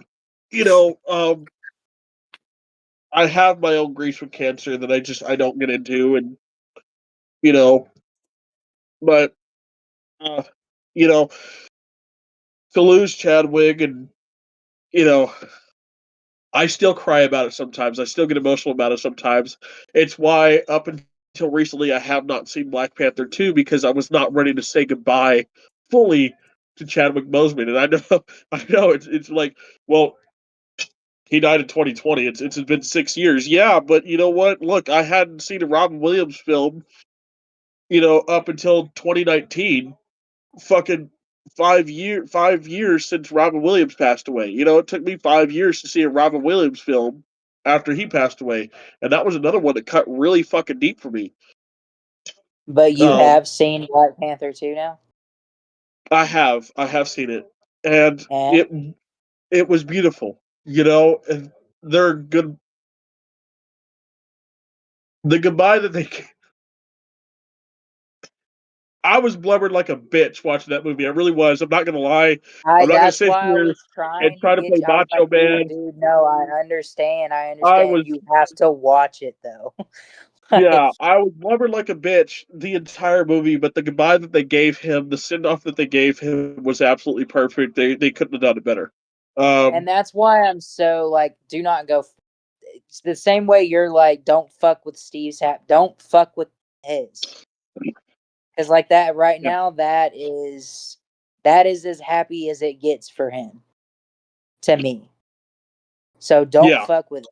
Don't he provided for his lady and his kid. Don't fuck with it. right. But Um, if they were to do it younger, I'd be okay with that. But don't fuck with it. now on that though, his kid in Black Panther 2, it could be what if Damson is playing his son. Could be. We could be getting that, which would mean Could that be. Shuri would then pass the mantle on to him, should she want to. So, Yeah. and, No, and we that could be that I will doing that. also accept. Yeah, I will Uh, accept either of those, but don't change don't anything. make him T'Challa just for the simple fact it's a little too soon. You know, I know eventually someone else is going to end up playing T'Challa, right? I know, 10, 15 years down the line But when they not start in this when MCU. superhero movies come around, It right? shouldn't be in this MCU. Right. I'm gonna be real. Like In about 20 years I when they can't reboot it, maybe. until this. Yeah, yeah. If they reboot this whole thing in 10, 20 years, maybe, but not right now. Not right now. But on to some more heartstring pulling shit. The show Shrinking on Apple TV. I've seen bits and pieces of it. It's Jason Segel and Harrison Ford play a father and son who also work together. As therapists on the show, and it's a really good representation. I honestly, to God, love the show. The message that Jason Segel has provided with the show, the messages that Harrison Ford have provided with the show, does a really good job at breaking, a lot of triggering things down and making it, easily to consume. Because a lot of the things that people go to therapy for are very triggering things for a lot of the public, not just one person. And it's kind of hard to talk about, and to do a whole show about it would be very difficult. And it also follows the lives of therapists and what they have to deal with when you go home.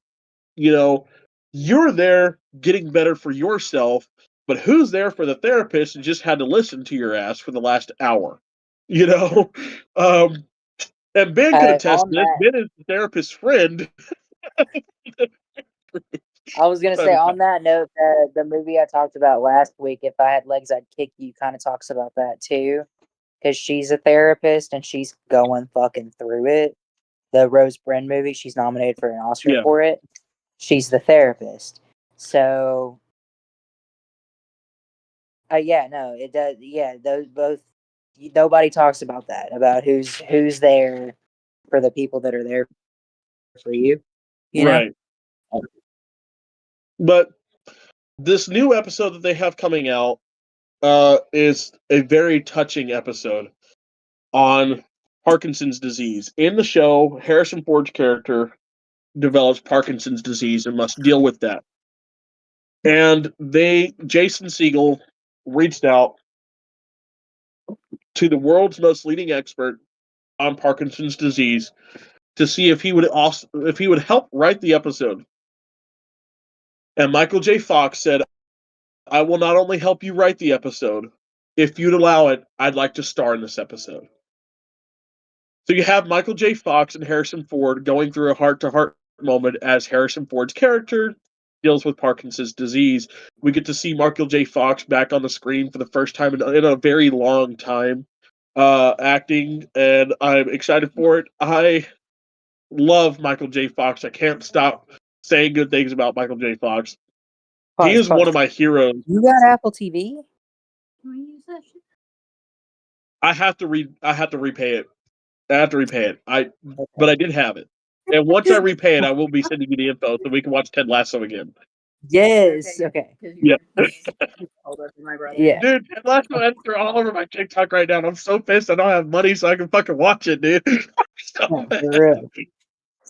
Okay. Anyway, continue.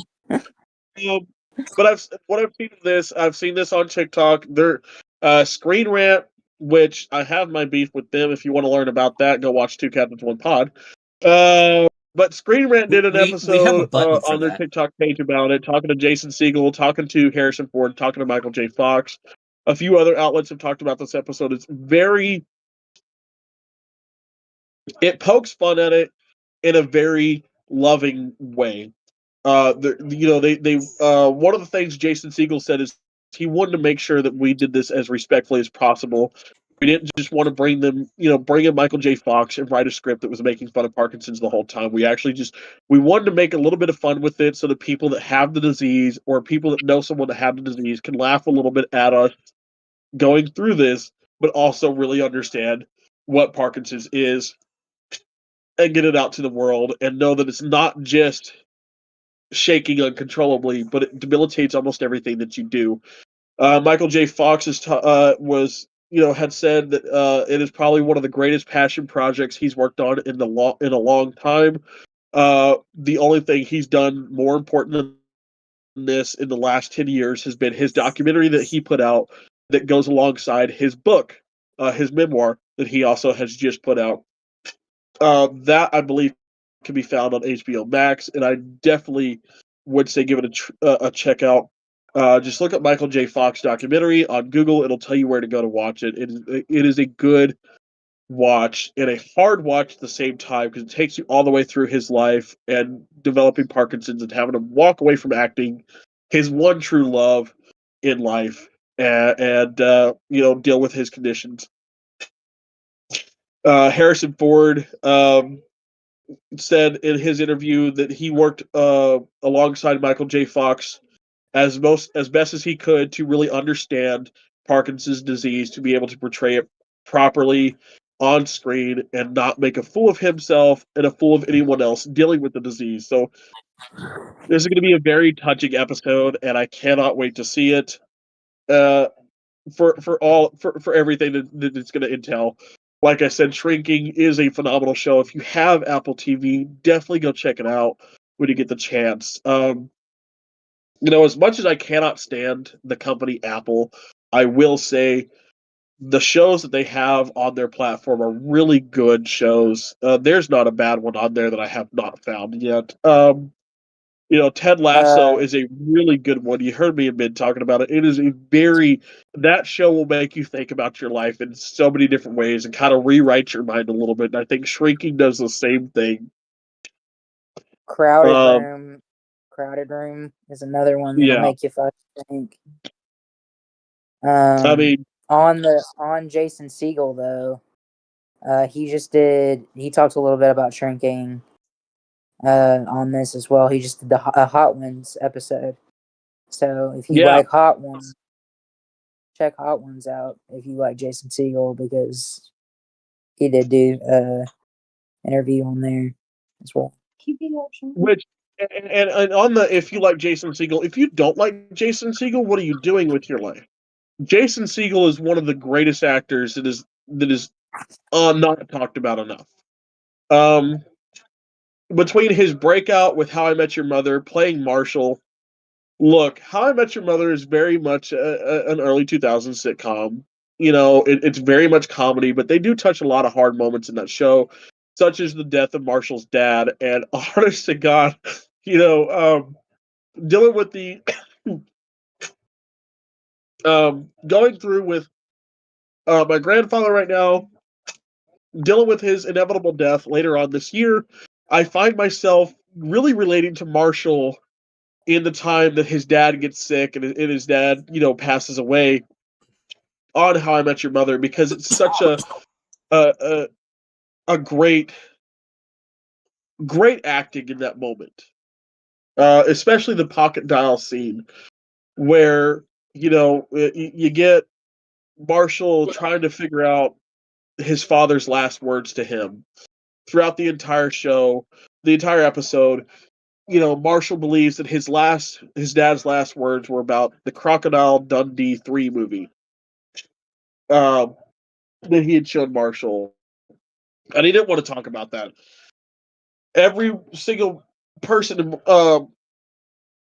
Marshall's family got really good last words from his dad, and Marshall believed that he didn't.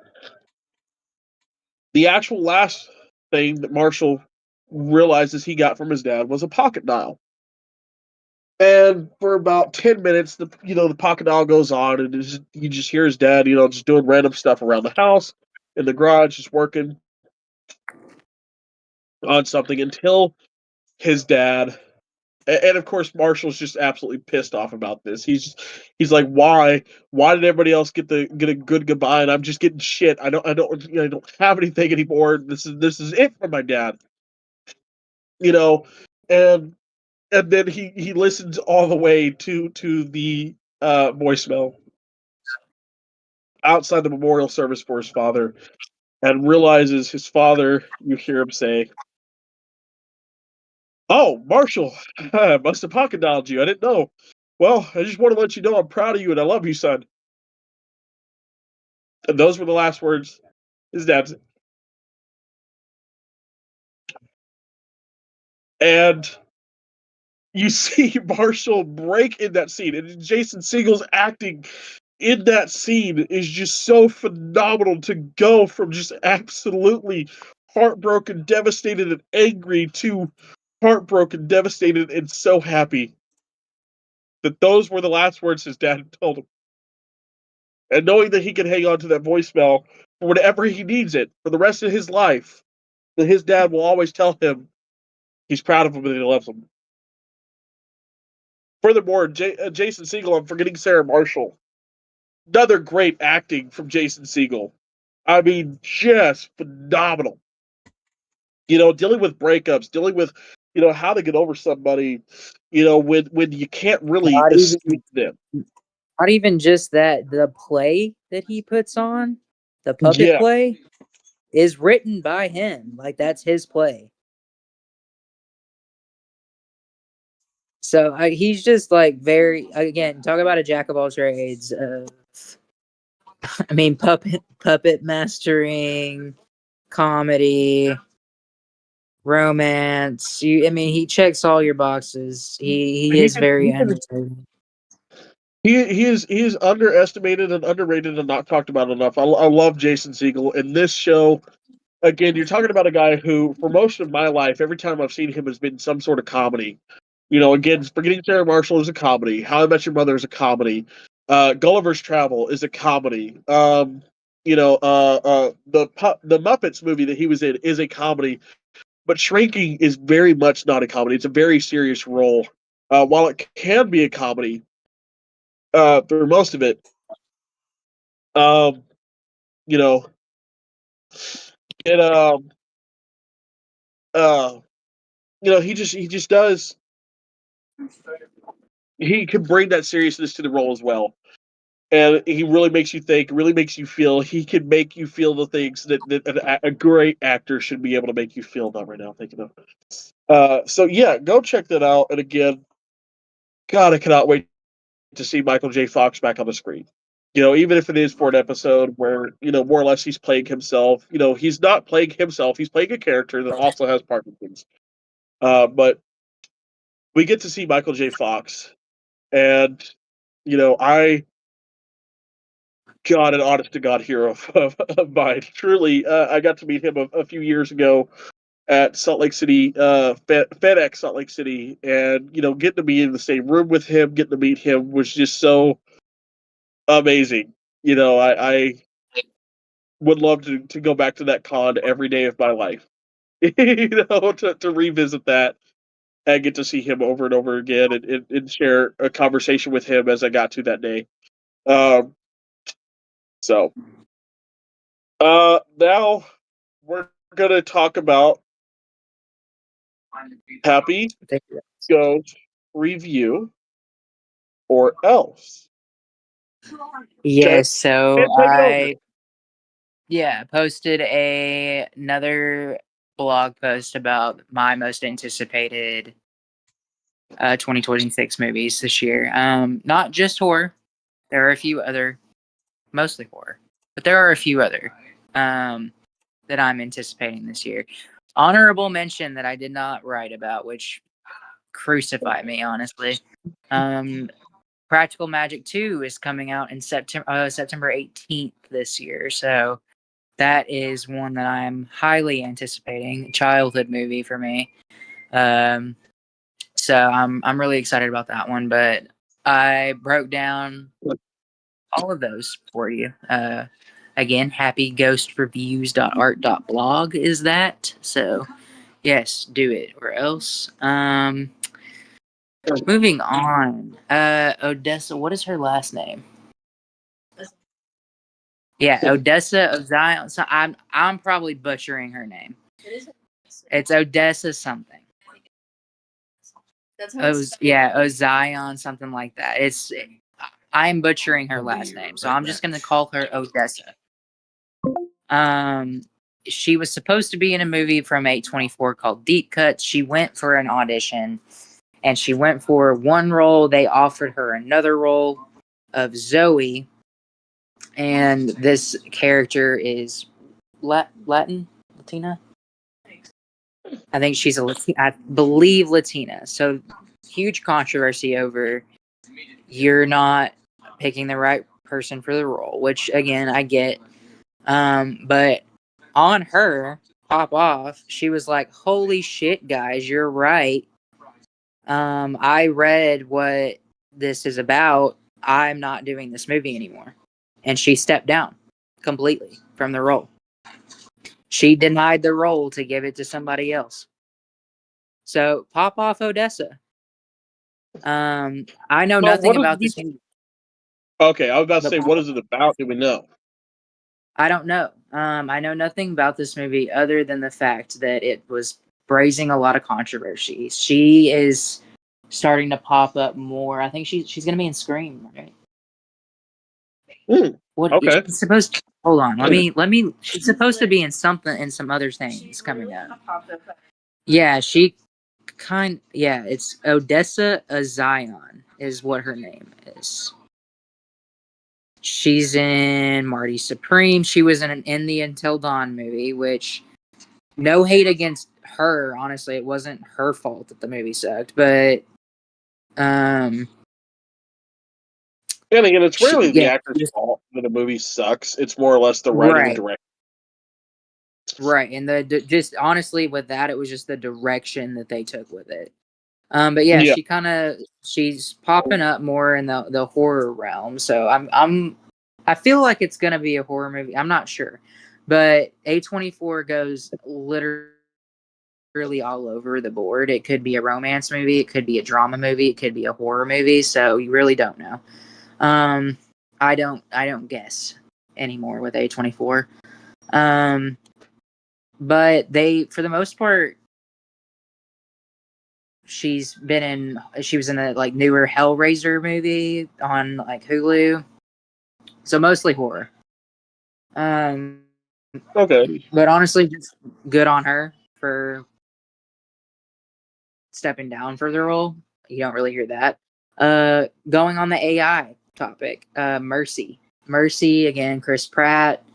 It has, I do not know her name, but she plays Rose the Hat in Doctor Sleep. It has Chris Sullivan, Toby from This Is Us, Taserface from Guardians of the Galaxy. So this one is honestly pretty cool. So it's about a man who is put on trial. Basically, it's their new version of the death penalty. So they basically slap you in a chair and they're like, you have what? How many hours? It was like 24 hours, right? No, it was not. It was only like 90 minutes. I don't know. They give you a certain amount of time and you have to prove your innocence or you get executed. So Chris Pratt's character is on trial for killing his wife and he has to prove that he was not the one that killed his wife. Pretty cool concept. Again, maybe AI would be okay in that sense. Do that job, maybe, potentially, allegedly. I don't know. The justice system is fucked. But decent movie for Chris Pratt. So check that one out if that piques your interest. Also, real quick, I Priscilla. want to pause because, well, you talked about the death penalty and this raised something. I forgot to put this in my thing. I want to talk about this real quick. Krista Pike, the actual killer, Krista Pike, has a execution date set for 2026 this year. She has stayed off her execution from 1997 until now. If y'all don't know about the Krista Pike story, real quick synopsis: she was a troubled child who went to Knoxville, Tennessee, to this Job Corps thing where they teach you certain jobs and then try to get you a job within the field that you just learned about. There, she met a man named Tadaro and another woman named, I don't remember, her name starts with S, but like that. Colleen Clemens, or Slimmons, something like that. Colleen was a was also a friend to Daryl, and Krista got real jealous of her, thought she was trying to take Daryl from her, and decided one night that Daryl, and her friend S would then satanically sacrifice Colleen to get her out of the way. They were found, of course, within the next 48 hours to have been the killers, sentenced, and she was one of the youngest women in Tennessee to ever be given the death penalty and has been the only woman in Tennessee on death row, awaiting execution since 1996. Her original date for execution was January of 97. And of course, she has stayed off of it through countless, retrials and everything else. But she has been given a set date for 2026. I believe it's sometime in September. I believe it's September 30th. I want to say, but it is sometime in September 2026 this year. She is to be set. Her original form of execution was supposed to be the electric chair. I'm not sure if Tennessee is going to still uphold that, because a lot of places with the electric chair don't typically use it anymore. Anyways, Texas is one of those states, and typically Texas also does not use the electric chair anymore. But they do, however, those states that have different methods typically give their death row inmate a choice on how they'd like to go. Most of them, of course, choose lethal injection because it's the easiest, quickest, and most painless way to go. But we'll see come September 30th of 2026 whether she will actually be executed or if she is to be executed, or what form of execution she is given. Sorry, I meant to add that. Completely forgot to add that. No, you're good. Yeah. I Interesting found that concept. I went down that deep dive last night because video on TikTok popped up, said, Krista Pike set for execution 2026, September 26th. I was like, oh shit. So I'm like going down the deep dive, trying to figure out who the fuck she is, what she did, and I'm like, holy shit. So, yeah. Now, Priscilla review, the Elvis biopic comparison. Sorry, buddy. Did not mean to. No, you're good. Like I said, I liked the Austin Butler biopic. I feel like I've talked about it with you at least. I don't think I've talked about it on pod, but I'm a pretty big fan of biopics. Typically, if they come out, I'll watch them. This the Elvis one was really good. It deserved all the hype. It's up there with one of the best. It's not the best, but pretty it's accurate. up there. And it's not fully accurate, but it's pretty accurate on everything that happened. Of course, the Elvis biopic focuses on Elvis, but it's actually written from Elvis's manager, the Snowman, as he was lovingly called. Yeah. Um, Yeah. and why he was not the villain. Right. But Priscilla it's not, that one's not really about Elvis either. It's about Priscilla, obviously, but it does paint Elvis in a pretty poor light, which you have your opinions on Elvis, whatever, that's fine. I don't know. I'm not going to speak on that part. I'm totally speaking on the fact that I fell asleep during this movie twice. Right. And I didn't even realize that we finished it the third time. So I don't know. Not my jam. Not my favorite movie. Some people love it, some people hate it. Priscilla herself endorsed it. I don't know how you could still love the man and, endorse the movie, this movie personally, but I will say, my grandmother, my dad's mom, was a big Elvis fan. I know most of everything that I know from my grandmother. She talks very highly of the man, but she has admitted his downfalls. When you look at the man's life, he was not the best husband. Okay, he No. wasn't.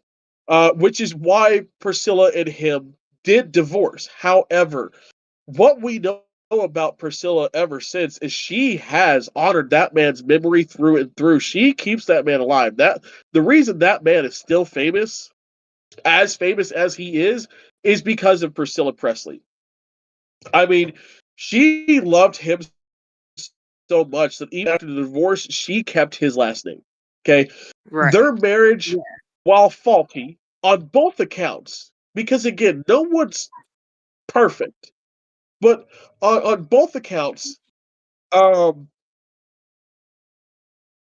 their marriage was more or less they were better friends than they were partners to each other.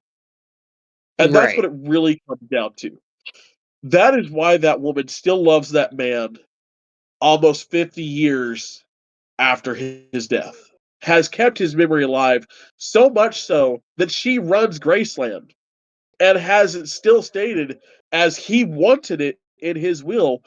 Not a single soul will step into his bedroom on the second floor of Graceland, and only those they deem worthy are allowed to the second floor. There are several presidents uh, that were toward Graceland and were not allowed on the second floor. There have been several Hollywood actors, several musicians that have been to Graceland and not been accepted onto the second floor because of one reason or another. They just weren't deemed worthy. But there, of course, we have stories where they were. Austin Butler, when he did the Elvis movie, both Priscilla and Lisa Marie invited him out to Graceland, let him sit in the jungle room, which is on the second floor, and let him play one of Elvis's guitars, which we get one of the most beautiful photos of Austin Butler ever. Personally, it's one of my favorite photos of him. Uh, and a really touching moment for him while he was going through the Elvis role. Look, I speak highly on Elvis for the fact of he was able to do something no one's done since Eminem. Okay, he broke out into a scene that was predominantly black at the time. And he made a name for himself in the scene, and it was so weird and so wild for it because until you saw him live, most people believed Elvis was a black man.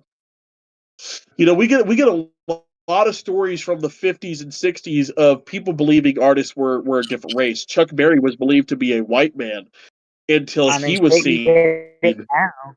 You get it now, even still. Right, and again, we saw it with Eminem. Eminem breaks Mhm. into rap and hip hop, and again, a predominantly black music genre until Eminem breaks into it, and even still, a lot of people listening to Eminem before they had seen him. This even goes for Dr. Dre. Before Dre ever met M, he believed M was a black man. And when face to face with Eminem, said, You're "No, a no, black no. man? Where's the kid I'm trying to sign?" This has been something that's been said in multiple interviews between the both of them. You know, He um, said, M is a black man, and I said, "You're a black man." Yeah, kind uh, but um, of. so I speak highly in the form of like, look, Elvis brought us rock and roll. Like, he was not the creator of rock and roll. He was not, the founder of good rock and roll, but he brought rock and roll to a place that it could be enjoyed by everybody and it could be for everybody. Not that it wasn't before, not that it wasn't before Right. him, but at that point in time, rock and roll was black music, and it was, you know, devil music because it was black music because America was highly racist at that point in time.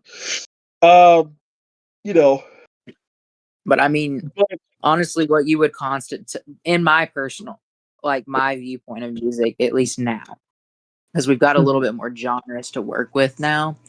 I don't know that I would even classify Elvis as the king of rock. I would more classify him as the king of, honestly, I feel like blues. He's more blues oriented than rock. yeah, but I don't know. That's besides the point. it went the way it did. But honestly, if you dethrone Billy King as the king of blues, you'd piss off an entire That's demographic fair. we don't want to touch. Yeah, that's Uh, fair. so, uh, but But he still to me doesn't fit that either. Like as it's far rock as and roll. rock But goes. again, music does evolve over time. Again, that was rock in its day. Blues had a different sound to it at that point in time itself. That's So what I'm saying is that we have yeah, classified further genres, so we could classify it. right. Maybe not specifically I blues, would but say something blues rock. I branched would off. say blues rock. Right. Blues rock Like would be where I would put it now. But again, however you view Elvis it is up to your own interpretation between the two movies. Personally, I'll never glorify him because he no, I'll had never very major glorify him. pitfalls. He did have major faults, but okay. Here's where my beef is. I do understand that Priscilla was young. I do. However, this was also a very, very, very different fucking time.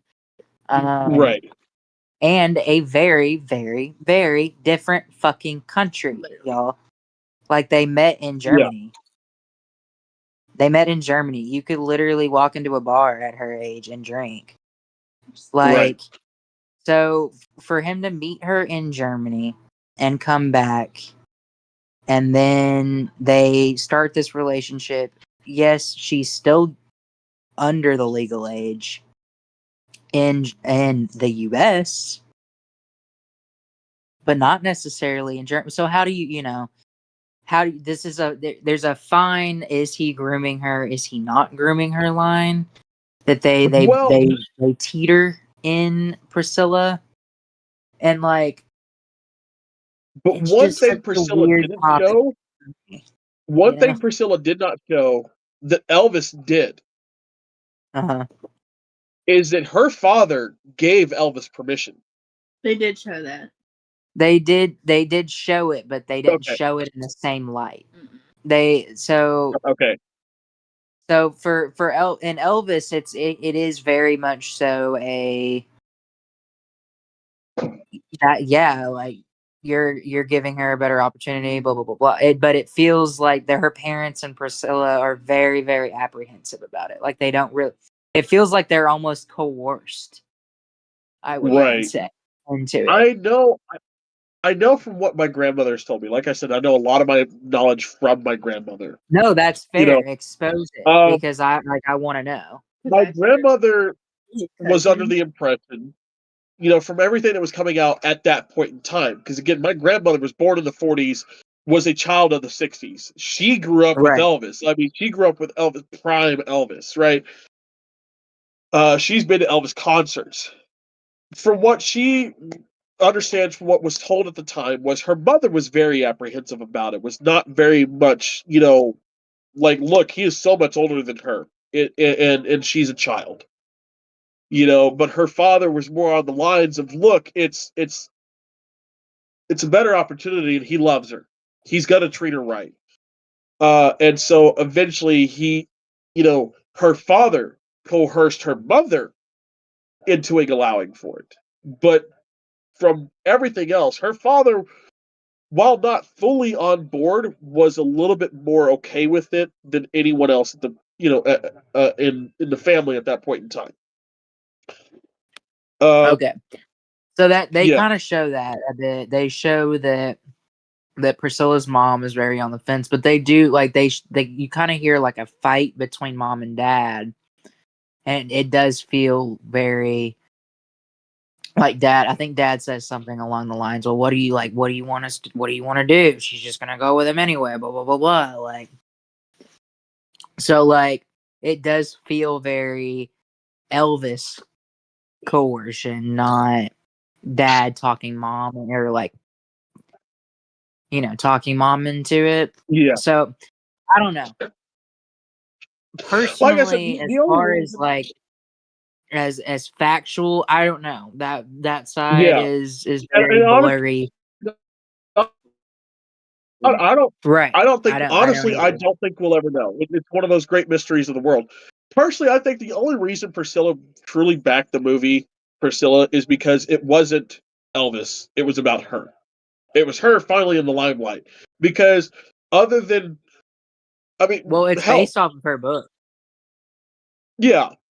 I mean, look, Priscilla has been. Priscilla's a great actress. Was a great actress. She had a great acting career. Hmm. While she was with Elvis. But the problem being is that because she was with Elvis, that's all she's ever really been known for. Not a lot of people remember the movies and films she was in. She's just been Mrs. Elvis her entire She's just life. Elvis's wife. She's been Elvis's wife her entire life. And then, you know, their daughter, Lisa Marie Presley, gets out and Is she makes just her own name Elvis's. in rock and roll. You know, now Lisa Marie, while yes, really honest to God, floating on her father's name, you know, she's making a name for herself. Priscilla is still Elvis's wife. Elvis is now dead.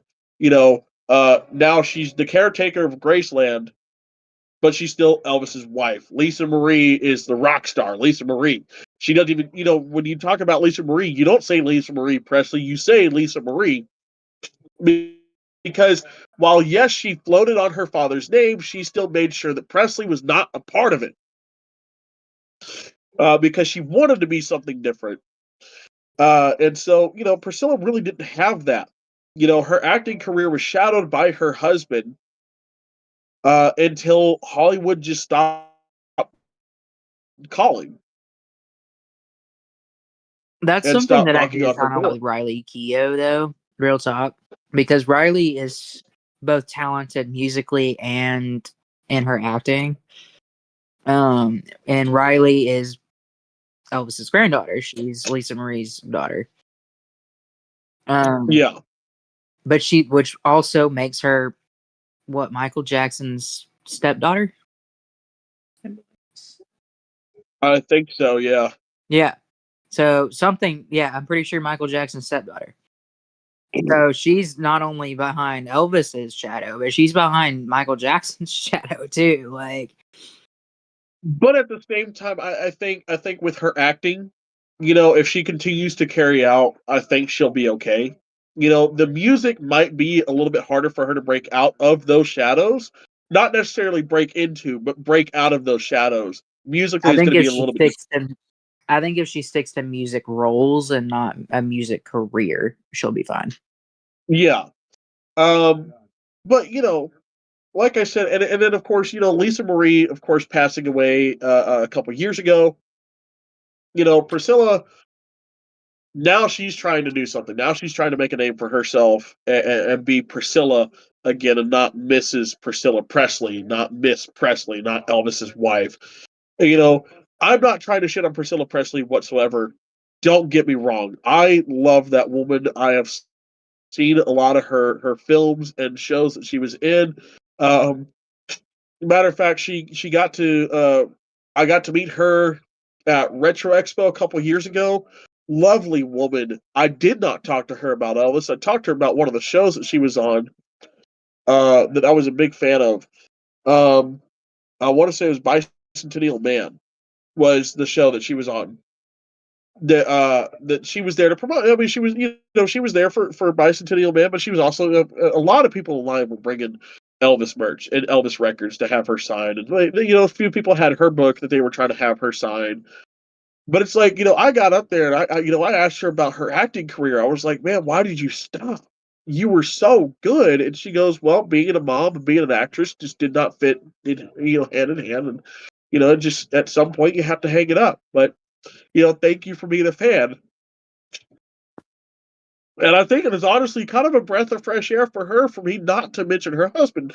Now, of course, I would love to, to talk to her about her husband, but I would rather do that in a setting such as Graceland. Let me go to Graceland and meet Yeah, Priscilla. Then I'm going to yeah. talk This about her is husband. if she were, or if she was there for an Elvis event, not for her own thing. Right. You know, that's kind of Yeah. almost a little disrespectful. Right, and that's kind of how I felt about it. But at the same time, you can't stop people from being people. And again, it's not Right. for me to tell them that they're in the wrong. Plus, it's not like she was upset to sign the Elvis records or her her own book. Of course, she wasn't upset to sign. Right. Of course, she doesn't hate talking about him, but at the same time, she deserves to be recognized in her own light. Right. Everyone, like in her own, on her own platform, she deserves to be recognized. Right. And then But in that realm, she was in her own platform. But again, biopics, I love them to death. I really do. There are some biopics I'm waiting for people to make. I do not think we will ever get a full Van Halen biopic because of David Lee Roth and Van Halen's fallout. But I definitely say we need an Eddie Van Halen biopic for sure. You're talking about a guitarist god. Okay, if Eminem is rap's god, Eddie Van Halen is rock's god. Okay, now yes, you can throw in Prince, and I'll give you Prince. Prince is a hell of a fucking guitarist. If you don't believe me, go listen to Purple Rain. Okay, fuck that guitar solo. Jesus Christ, you can hear it sing. It's not the guitar playing. That guitar is singing. God damn it. But Eddie Van Halen had his guitar talking. Okay, I believe we need a biopic of him. Biopics like the one for New Edition. I enjoyed the fuck out of the New Edition biopic that was on BET a few years ago. Really opened my eyes to what the group went through and why the different sounds and everything else and what really happened there and the birth of Boys to Men because of New Edition. And not only New Edition doing it's hard to say goodbye was New Edition song. But Boys to Men came on the scene, so inspired by Boys to Men, that they sung that song for New Edition, and New Edition at that point in time said, "Hey, that's your song," and it's now regarded as a Boys to Men song. The Boys to Men biopic, phenomenal. But then you get biopics such as The Dirt by Motley Crue. Now, there were some things that were right in that movie. There were a lot of wrong things with The Dirt, and of course, the band has said that that they poked fun at it in the movie. They talked about it in the movie, but and they talked about it afterwards. The Dirt. Enjoyable. It was enjoyable for a film and enjoyable for the nod to Motley Crue, but it's not completely factual. It's not accurate. Right. It's not one of my favorites. One that I brought up, and obviously they're not going to do it until she passes. But and also one we've talked about with his passing, Ozzy. Oh yeah. The guy that plays Mick Mars in The Dirt, I think would play a good Ozzy if they're going to do an Ozzy biopic. They do not pick Youngblood. I still think that Youngblood would be the better choice, but that's if he has the acting behind it too, which I do think he does. Based on his music videos, I do think that he does. Youngblood doesn't have a lot of acting experience, but the acting that he does do in his music videos, he can perfectly do it. He can act. I mean, he can act. Yeah. And if they're not going to give him the acting role, at least give him the voice role for Ozzy. Right. Bare minimum. Because you don't get a better choice for it when the man, the myth, the legend, the Prince of Darkness himself gave Youngblood his cross necklace and said, "You remind me of me when I was your age." Which, speaking of, the Osbournes were able to announce Youngblood's Grammy nomination. Dude, I saw that and I fucking cried. I saw that and I fucking cried. So That family I'm loves hopeful all for the him. Yeah. controversy about Youngblood and Ozzy. The people that said that he's only doing it for show. Fuck y'all, because that family loves that kid. That family loves. He's not a kid; he's a fucking man. But that family loves him like he's their fucking own. Sharon loves that boy. He, in an interview shortly after Ozzy's death, the two of them sat down on Ozzy's son's podcast, and he said, I don't hate you for getting to spend as much time with my father as you did. I should, but I don't. It feels like you got to see my father more and spend more time with my father than I ever did. But I don't hate you for that. I'm jealous of you for it. But I want you to know I love you like a brother. You are my brother to me. And one day I hope we get to sit down and share the stories that you got from my father I never did. And maybe I could share Right. some of my father that you never got. And so fuck everybody that said that's a show. That is not a show. That man loved Ozzy, and that family loves him. No, for real. But but those to me, those are the only two choices Yeah, for an Aussie film. If and we talked about how we thought that there already is one probably planned in her Dollywood vault. yeah. But I think that the only choice there's two. There's two choices for a Dolly biopic for me. Sabrina Carpenter. Sabrina Carpenter and Miley. Miley only because she is Dolly's goddaughter. I feel like, Well, no, but I don't know that the voice would match. Not But after surgery. but but also, I mean, but I'd be okay with it. but we've seen it in a lot of these biopics though. When it actually comes to the singing, they don't actually the actors don't actually sing. They're more or less lip syncing, and they put the original track over the actors, anyways. You know, Yeah, but the good ones are there singing. yeah, I know. The good ones are them singing. Yes, it wouldn't be bad. I'm not against Miley at all either. Both of them have shared the stage with Dolly. Both of them have shared songs with Dolly. Matter of fact, when Miley redid Jolene a couple of years ago, Dolly said, "That's your song now." Pointed at her and said, "That's your song now." She enjoyed it that much. So I don't hate Miley as a choice for Dolly Parton. The only thing I will say against Miley is she just ain't got the tits for it. You know, but again, I know you could fix that with bodysuits, prosthetics, the works. Yeah, but neither does Sabrina. Yeah. Yeah, that's true. That's true. Sabrina doesn't necessarily either. Dolly's got at best quadruple D's, which I know don't actually exist, Yeah, but and Sabrina is working with the C cup. Yeah, I love her to death, but she ain't got much up there.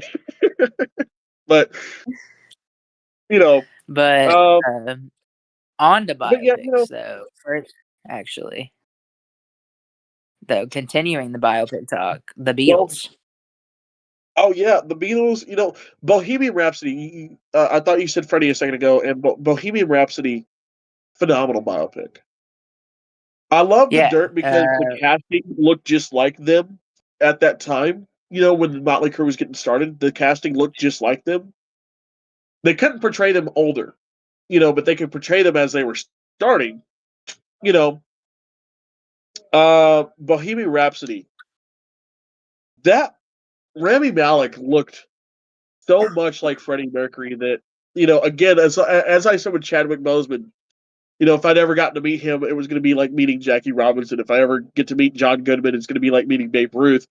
If I ever get to meet Rami Malek, I love him for so much more than Bohemian Rhapsody, but I'm going to fawn over the fact that he embodied Freddie Mercury for that role, played him so well, looked so much like him that it's going to be like meeting Freddie Mercury for me. I think if I ever meet Rami Malek, I'm gonna hit him with I'm gonna bring up Bo Rap because Yeah. first of all, he again he performed in that. That was him. He was singing. Mm-hmm. So for that Bo Rap is one of my top. It's in the top 4. If I had to list the top 4 right now, I would go not in order. Bo Rap, Rocket Man, Straight Outta Compton, and Elvis. Yeah. I have to fully agree. Straight Outta Compton, phenomenal. Getting their sons to play them, or at least Ice Cube's son to play Ice Cube. The actors look. I mean, goddamn, they look just like them. Holy fuck! It was like Eazy-E come back to life. Fuck. I mean, on the premiere date when you had Dre, Ice there, they shed tears over the fact that he looked so much like E, acted so much like E. It was like, fuck, they had their friend back. I mean, they both have said that over and over again. And O'Shea, O'Shea, getting to sit there and say, getting to bring my dad's friend back was such an honor for me. That whole movie was just goddamn perfect. It's so accurate to everything those men went through all the way up. Rocket Man, Taron Egerton, there is not another person on this earth that could ever play Elton John. That could ever perform Elton John. Person, no. I mean, again, another person that did it himself. He did the part. He sang the part. I haven't gotten the chance to watch the Springsteen one yet. I'm curious too. I'm kind of curious about that one. I don't know how I feel about it though. I love Jeremy Allen White. I just don't know how I feel about him playing Springsteen, and I think that's why I haven't watched it yet. Right. The only roles I've seen Jeremy Allen White in so far are Shameless and The Bear. And those are roles that are so far removed from Bruce Springsteen that it's hard to imagine. But at the same time, look, I'm going to give Jeremy Allen White his due to watch it and really feel it out, because again, I love actors that can, are typecast in one way but jump to a completely different side of the spectrum to play a different character, and they do phenomenal there as well. So, who knows? A biopic. Jeremy Allen White, Gene Wilder. Oh my God, yes. If that doesn't get made, that was the biopic I wanted. I was like, you're doing a biopic with Jeremy Allen White and you're not casting him as Gene Wilder? Yeah. That's fucking bananas. I wish he could sing. Yeah. He should have been. Yeah. But I do get people, because it goes back to the point of you can't really see Lip or Carmy playing Willy Wonka. He's not angry. Willy Wonka, or the Waco Kid from Blazing Saddles, or hell, the semi-gay producer in the Producers. Maybe I'll do that this week. Maybe I'll watch the Springsteen biopic and I'll give y'all an update on that this week. Yeah. But the Beatles biopic, let's circle back to that. The Beatles biopic, you have it marked down here. They're looking more like the Beatles day after day. Yeah, so they are out sporting their best Beatles cuts right now. We've got Paul Mescal as Paul. We've got Harris Dickinson as John. You've got Barry Fumble Sabrina Carpenter as Ringo. And Joseph Quinn as George Harrison, which, again, I love me some Joseph Quinn. Eddie Munson as George Harrison. Gotta love it, honestly. Yeah. Look, I haven't been the biggest Beatles fan. And don't get me wrong, I like the Beatles, but I'm not the biggest Beatles fan. But I think, personally, this is going to be like doing the Elvis with Austin Butler. If it's not perfect, I think a lot of people are going to be pissed here. You can't do it like you did The Dirt, because the Beatles are so phenomenal and so widely known that they haven't played a song since the 70s.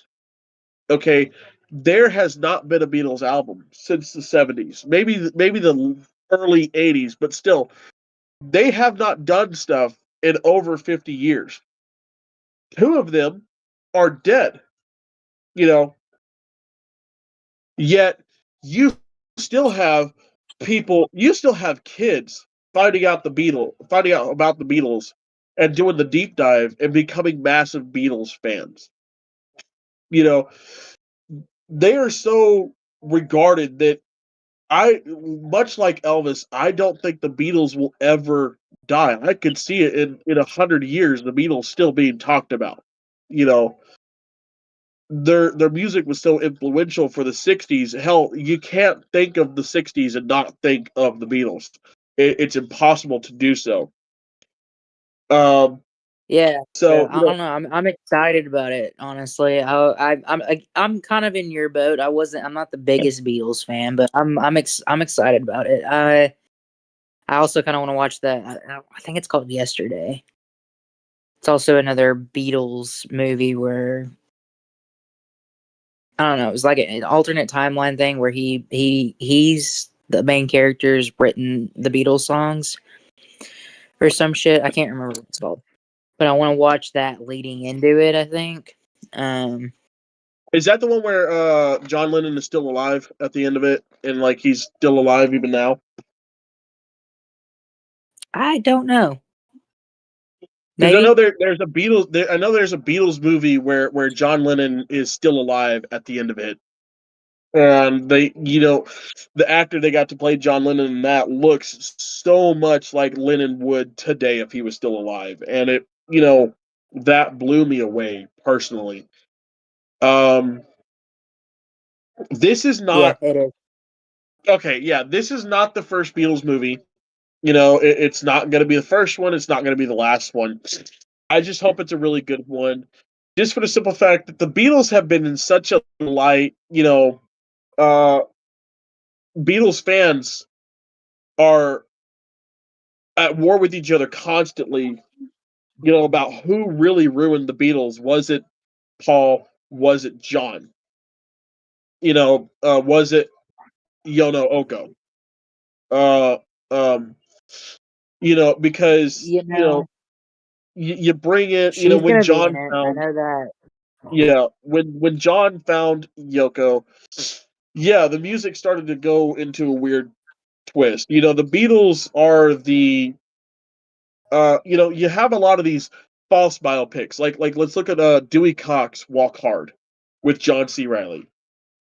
It's a biopic about a guy named Dewey Cox. He was not a real musician at all. It's a kind of a spoof biopic movie. And there's a moment in which Dewey Cox tries to come back to music, and he makes this weird ass fucking sound, music sound. He's like, "Let's bring in whale songs," and it's been a poke fun of false biopics in a lot of media because of the Beatles, because of John Lennon and Yoko Ono, and it's where a lot of Beatles fans are split with that. So I'm wondering how this movie's going to take that, run that, do that kind of thing, uh, Uh, and everything else. just pause real quick, just so we're aware. I think the cats might have found something. So if you see us cut Mike or freak out real quick, that's why. So Okay, continue. fair enough. But yeah, like I said, it's going to be an interesting biopic nonetheless because of the true story of the Beatles. You cannot again as much good as there is about the Beatles. There's a lot of controversy about the Beatles. You know, Right. but every good band in history has really good controversy. I mean, Fleetwood has controversy. So yeah. I mean, let's look at Motley Crue. give me a Fleetwood docu. Give me a Fleetwood Oh bio. my god. Yes, and I Billy don't know where Ward. John's at. I know John's camera and mic have it off for a minute. So before we get to the game, let's just go over some biopics. Let's stay on this topic. Get John back. Yeah, because I gotta pee real quick actually. So I'm gonna take an intermission. I'll take it here. Okay. Yeah, some really good biopics that I think should be made. That really haven't been yet, or biopics that were made that need to be remade. Because they weren't good. Give me a real accurate Motley Crue biopic. I mean, Motley Crue's story is so synonymous with 80s rock stars. You really, The Dirt did well, but give me the true story. Give me the truth behind it all. Let me see it all. Again, I would love a Van Halen biopic, but I think, to have someone to come in and portray David Lee Roth, you have a lot of animosity between the Van Halen brothers and David Lee Roth. And then you'd have to bring in Sammy Hagar for that, and it's just, there's so much with Van Halen that it's, personally, truthfully, it's not possible, but I would love to see it. Fuck. Oh, God damn it. I just thought about them and now it's Bon Jovi. Bon Jovi deserves a biopic. Fuck yeah. Give me one about that. Give me a biopic about Tony Hawk. Eminem kind of did his own biopic, 8 Mile, but like give me one about the rest of M's career. Give me the full Slim Shady biopic. I would love to see that. You know,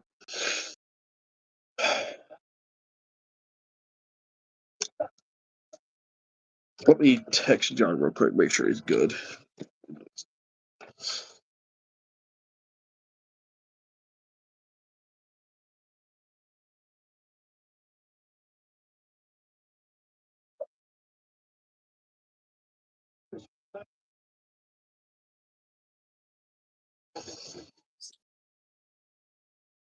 Pookie's there. Huh? Huh. I was asked if we were back yet. Oh, no.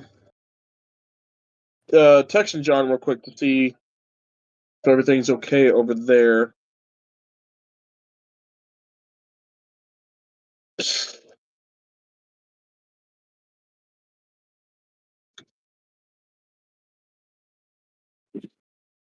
I think I got a pretty decent category this time, though, for Tower of Nerds. So I'm ready to do that.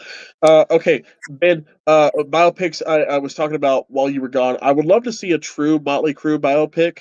Like bring back the cast that was in The Dirt. I think they were casted phenomenally. But I want to see, a more accurate story to Motley Crue because again, when you think about 80s hair metal 80s rock stars and the whole story, it's synonymous with Motley Crue. They kind of like branded that. Give me but also give me a Bon Jovi in cast his son. Yeah. Yes, I said that one too. I was like, give me a Bon Jovi biopic. That would be phenomenal. But cast his son specifically. Yeah, because he does act. Give me a Tony Hawk biopic. I would love to see a Tony Hawk. You know what? Give me a Bam biopic. Yes. Honestly, just the skater biopic would be dope as fuck. Right. Give me Eminem gave us his own biopic with 8 Mile, but that was just leading up to the birth of his career. I want to see the full story now. Give me the full story now. We've seen from the birth of Slim Shady now to the death of Slim Shady. We've seen Marshall Mathers, we've seen B Rabbit, we've got Eminem. Give us all of it. Give us the 4 personalities battling for the top spot on the mic in a biopic for Eminem. B.O.B. should get a biopic. Because I want to know what the fuck happened to B.O.B. B.O.B. was top in the 2000s. I mean, he featured with everybody. B.O.B. with Bruno Mars, Beautiful Girls. B.O.B. with Haley Williams, Airplanes. And then Airplanes 2 when they brought in Slim Shady for the second part of the song. B.O.B. was the top fucking hip hop rap artist back then, and then he just fell off the face of the earth. So give me his biopic so I know what the fuck happened to Do we him. have a Tupac biopic? Do we have a Tupac biopic?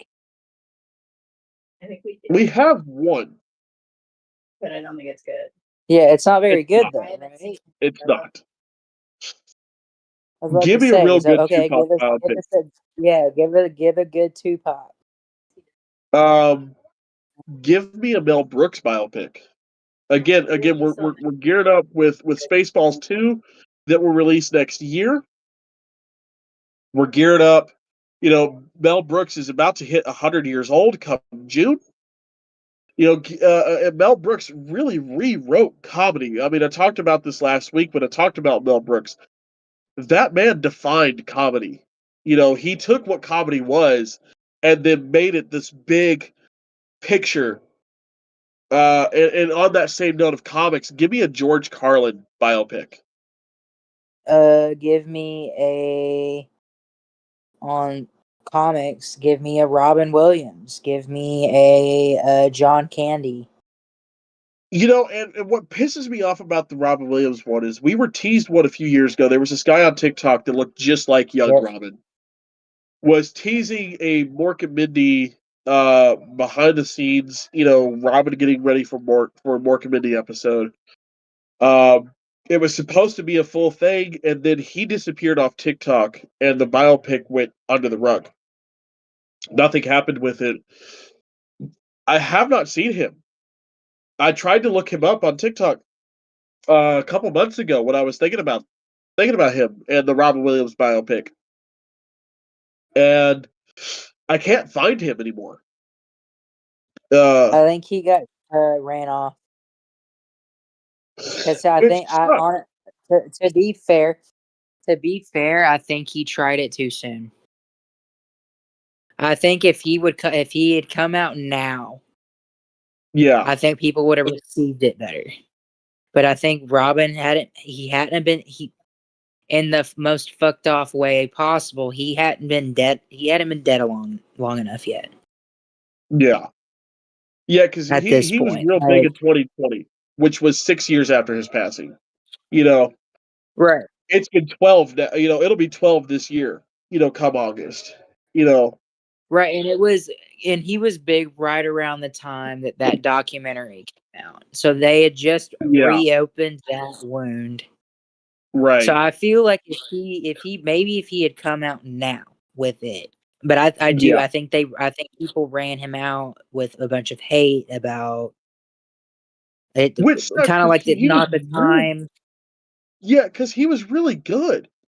Honestly, No, he was.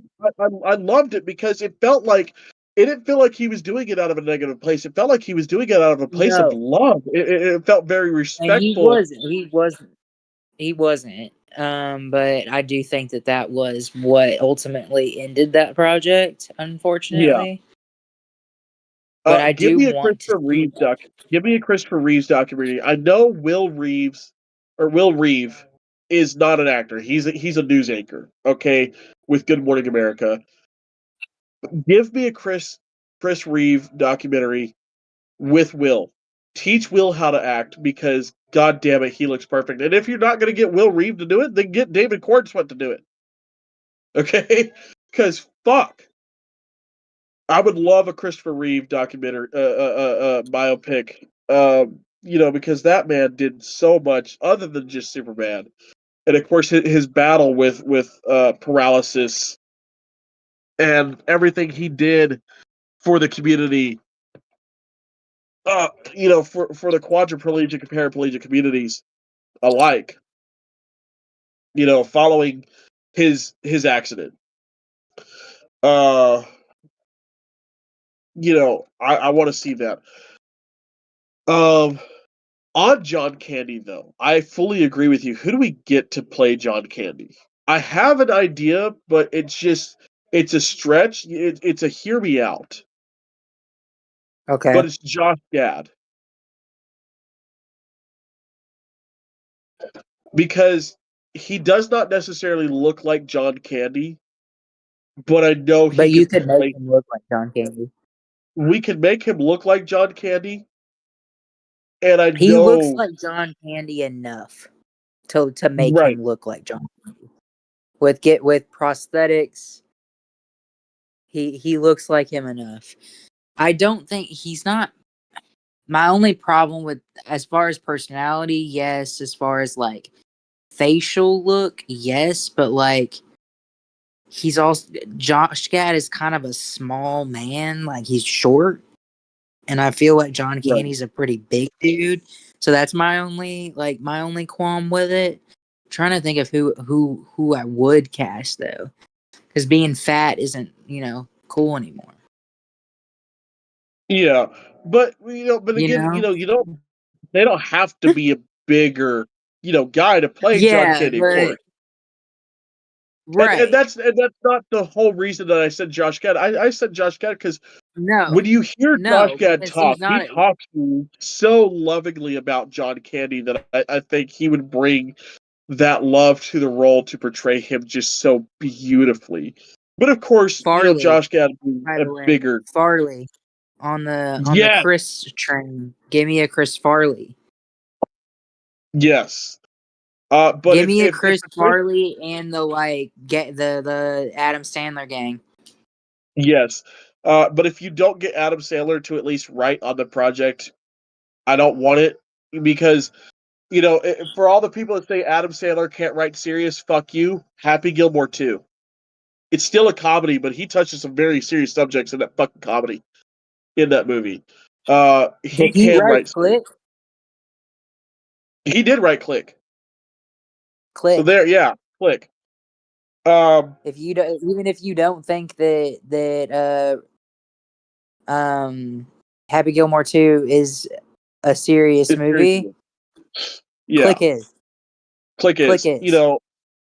I want because again, no one's gonna come to the love for Chris Farley. No one can talk about Chris Farley with absolute love other than Adam Sandler, maybe David Spade, because David Spade and Chris Farley were like that. They were best fucking friends. You know what? I actually might have a John Candy for you. Okay. Jason Segel. Oh my god. No, he'd be Put him perfect. in a suit. Yeah. No, he'd be perfect. Give me give me Jason Segel's uh manager's number right now. I'm calling him. We're making this movie. We're making No, this movie. literally. We'll write it. I'm dead serious. Fuck, let's write it. Uh, you know,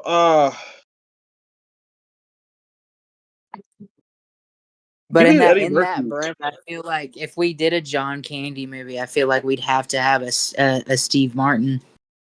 Oh, we absolutely would. We absolutely So would. who would play Steve Martin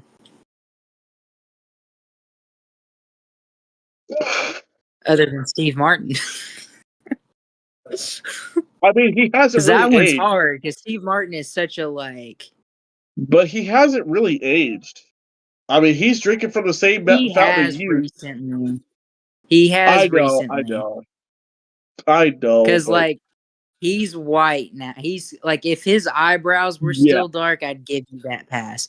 But his eyebrows are white now. I don't think in good conscience we could. yeah, Unfortunately, yeah. But we give me absolutely Matt. would.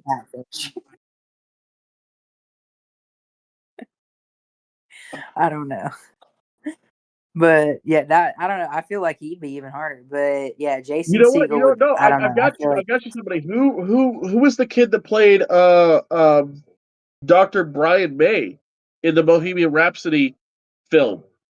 I think he's a good lookalike for Steve Martin, and I think he can do it.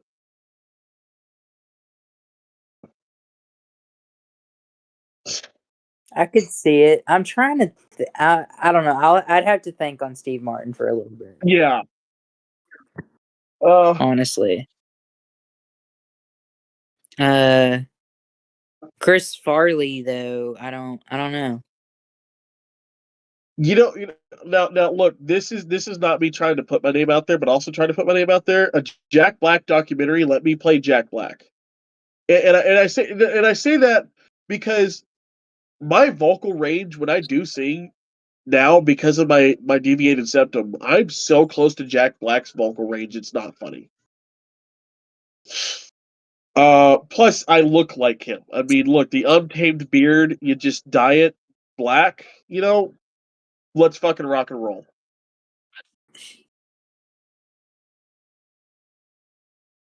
Fair.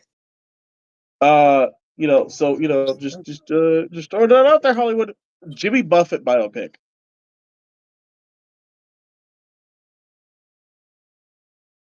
I believe the Beach King deserves a biopic for sure. Who I would get to play Jimmy Buffett is a hard stretch because I have no idea. I have no idea who I'd get to play Jimmy Buffett, but he deserves a biopic. Jimmy Buffett looked the same for like decades. Yeah. I mean, whoever you cast him as his younger self, all you got to do is just make sure the fucking top of his head stays shaved, and you just dye his hair throughout the years. Literally. No, literally.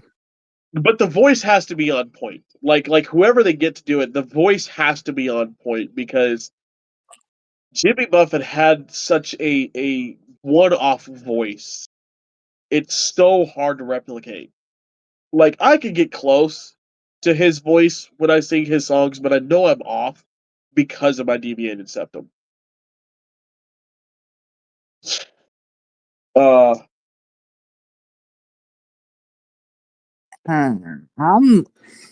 I'm looking at younger photos of him and trying to pick somebody that I think would be a good.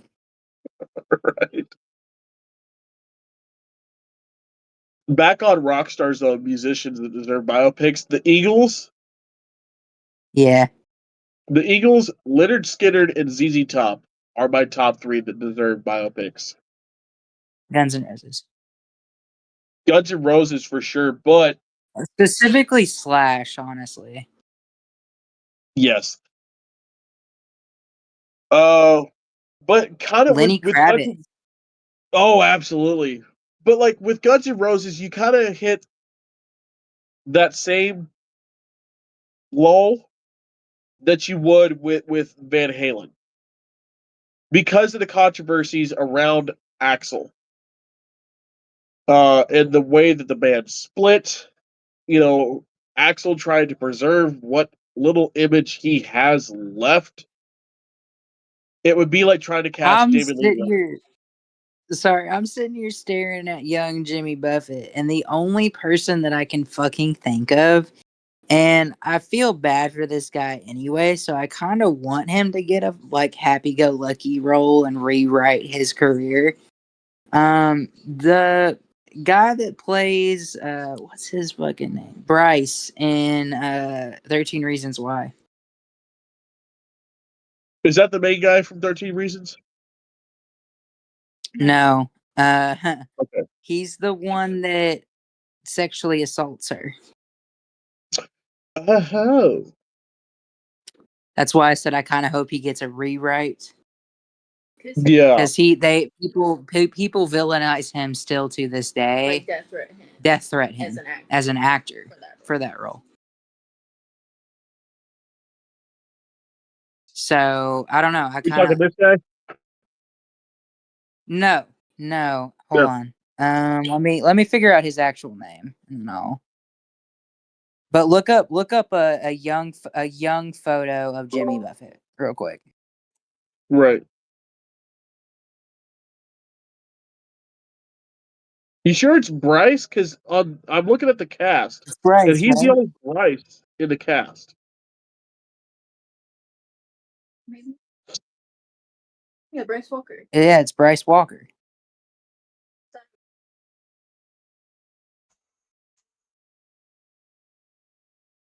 Oh shit. Okay, I'm staring at the wrong names. Fuck. Justin Prentice. Yes. I can see it. I can see it. Yeah. I don't have to look up a photo of young Jimmy Buffett because that's how big of a parrot head my dad is.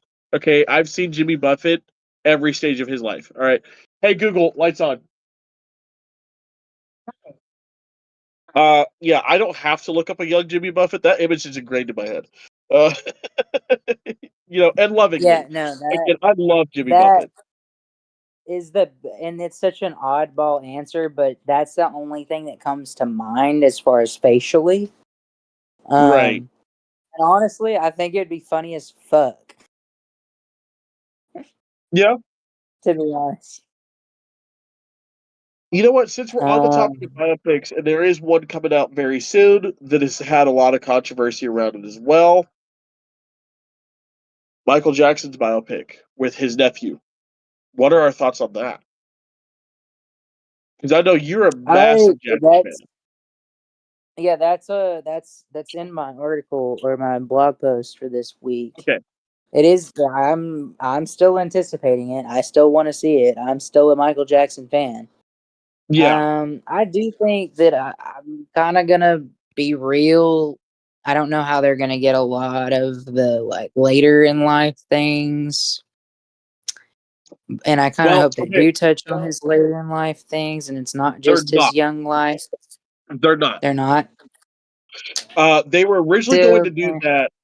Yeah, they were originally going to do that, but I think they're going up until like his career starts really taking off is where the movie ends. I think they're going to come back for the part 2, but I know he's see, and Michael's.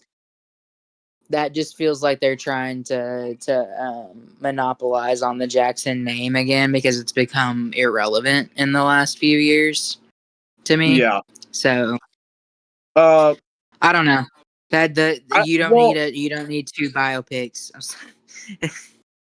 well, see, I agree, but at the same time, I think it was a lot of the backlash when they started doing the later in life stuff that they got from behind the scenes photos that were getting leaked and stuff like that.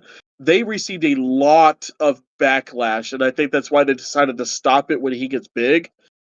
They're not confirming if they're going to do a second part to it. I think they might just keep it at the one part.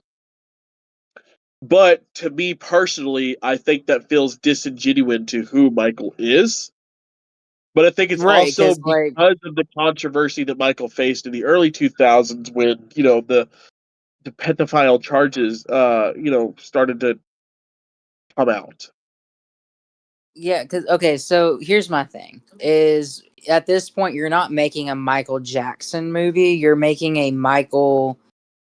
part of the Jackson 5 movie leading into his breakout. And that Yeah, I don't like that right. Because personally. yeah, I don't either. I think because some of my favorite Michael bits come from his 80s and 90s work. You know, um, shit. If I see a Michael Jackson biopic, I would love to see his friendship with Chris Tucker. And the reason that when Chris Tucker does, uh, uh, some of his movies, he likes to add in a Jackson song on every movie that he does, including and not limited to all 3 Rush Hour films that he's in. You know, uh, Chris Tucker in his stand-up, in his most recent stand-up bits, he talks about his friendship with Michael Jackson. Um, and so I want to see that friendship on screen. And I know that budded in the 80s and 90s as Chris Tucker started to get big as well. Uh, to end Jackson's biopic in the 80s when he starts to get big, again, like I said, it just feels disingenuous to who Michael was because you know, that's when Michael became Michael. You know, that's where he takes flight. That's where he leaves the Jackson 5 behind and he gets out from underneath that shadow that he carried through most of his life and became Michael Jackson. You know. Yeah, because I mean, you don't get Thriller. Okay, are we going into his Thriller era? Because I mean, that's still 1982. I think we're getting Thriller. And I think that's where we're ending it is with Thriller because he's been seen in the red So we're Thriller just not outfit. okay. Here's the problem that I feel like we're getting is I know that they're probably getting a lot of hate, but like, are we worried about the casting also? I don't think that Because they're I worried mean, about the casting. I don't think they're worried about the casting. Okay, let me rephrase this. Are we worried about the casting midway through Michael's career? I would be. Because let's be honest, Michael in the start of his career does not look like Michael in 1987. Right. You know? So are we going on that? Because I would kind of understand that, honestly. Because it would kind of look weird to me to see young Michael take on what 80s 90s Michael did looking like young Michael, Right. you know? Right. So that does feel weird to me, but I don't Like know. I said, I'm still excited about it. I'm still going to watch it. We'll see. We'll develop our thoughts afterwards. Like I said, I'm not going to go into this with Right. any kind of like presumptions or expectations. I'm going to let the movie be. John, you're unmuted. Are we back? Are we good? Yeah. Okay. I was just wondering because your camera's still off. So okay. Tower of Nerds, Tower of Celebrities. Let's get into it. Do you guys have your categories? Are you ready? Yeah. Yeah, I think so. All right. I'm gonna let Ben start this one off this week. So me and John are now gonna start guessing celebrities for Ben. Ben, can I get Keanu Reeves? Give me a second. Okay. I love having the tablet because now I can look up without having to get out of the fucking screen. Yeah, honestly, I feel like we should just grab the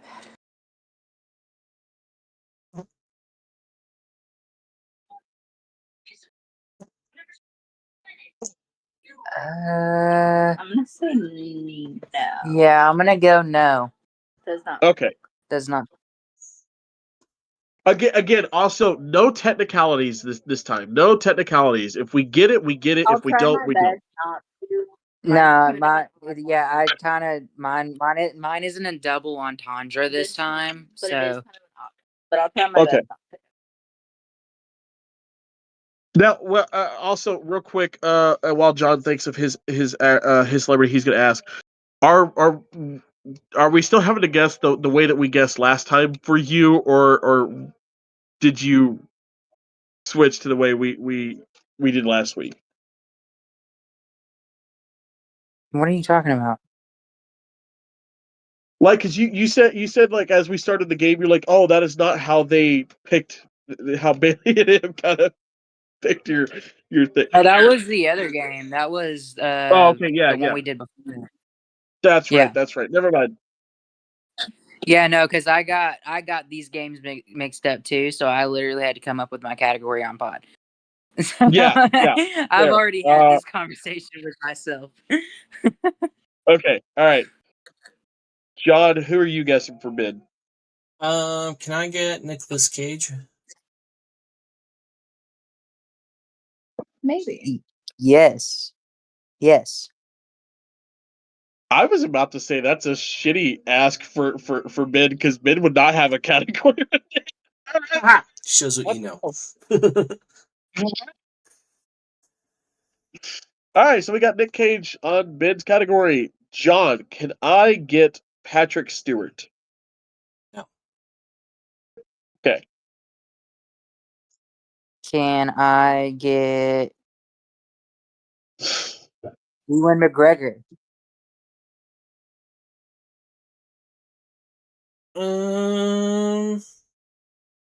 That's fucking Obi-Wan Kenobi. Hello there. Kenobi. Oh, I could do that voice so well with my nose all stopped up. No. Okay. Yeah. Give me your guesses.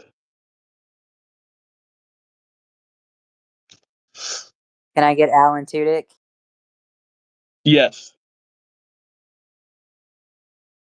Can I get Troy Baker?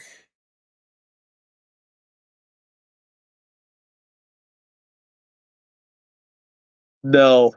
No. Okay. Can I get Alan Tudyk, Ben?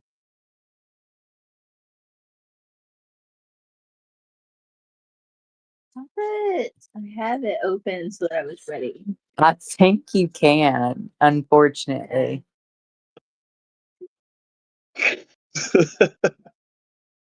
Off of stupidity, I think you might be able to. Hey, it's Alan, not Alan. Tudyk.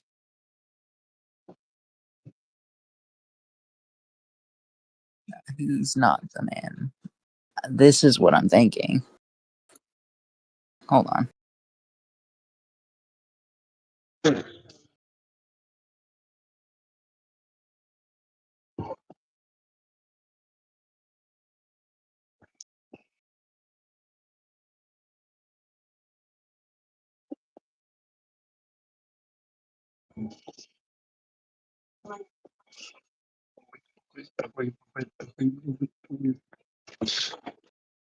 Okay, I take it back. You can't have Alan Tudyk.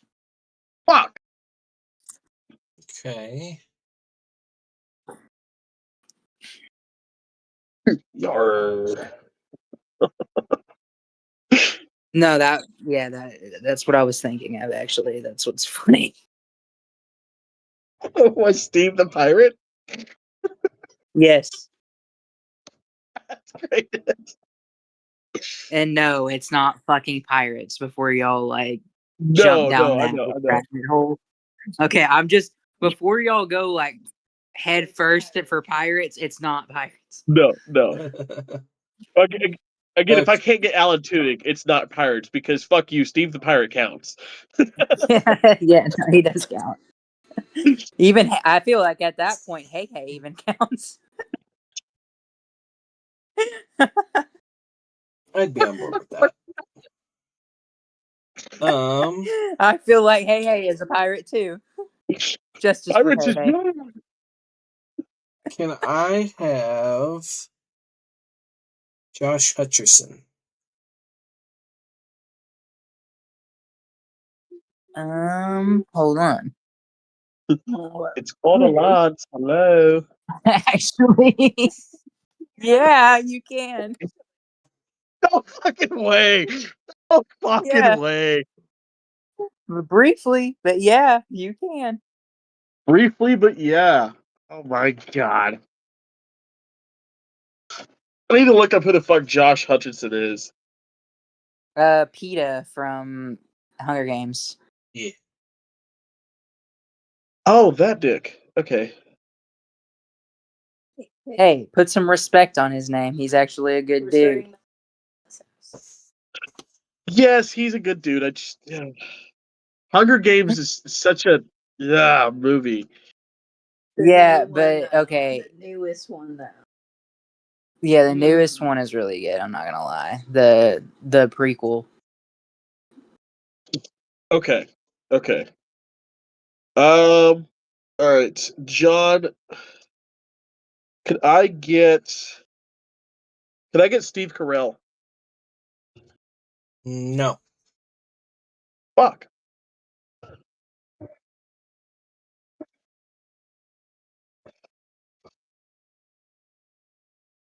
Can I get Jack Black?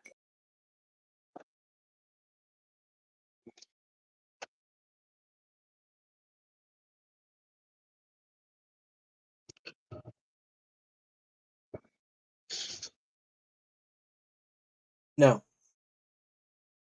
Okay.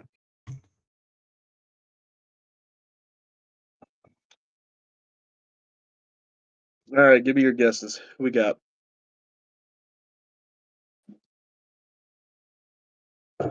Can I get Mark Hamill? Yes, you can get Mark Hamill.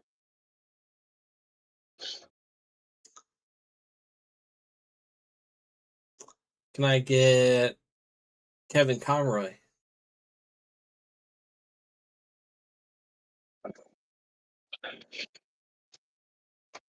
Okay. He's kind of a technicality. I'm going to give him to you because yes, but he's kind of a technicality. It's not voice actors. I'm going to tell you all that right now. It's not voice actors. But also, Ben, just looking at Josh Hutcherson's IMDb and knowing Nick Cage roles, if your category is what I think it is, we might have the same category. But I don't think so because technically Keanu Reeves didn't work for you. So I'm gonna go with, just to offset this, just to prove. In a second, baby. I will get it for you in a second. I'm gonna go with the name just to offset it to make sure. Can I get John Wesley Shipp? Working on that.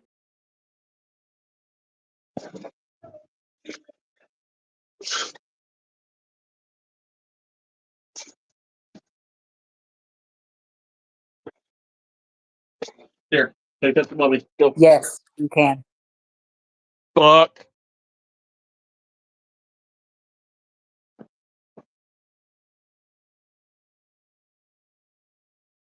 I want to text you and make sure, but at the same time, I don't want to give away my category.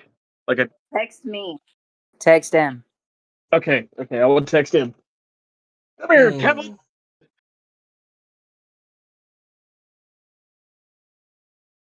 I will turn away. I mean,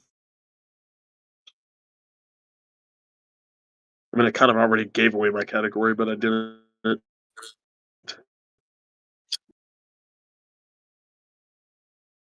What the fuck is... Damn it. I have to search.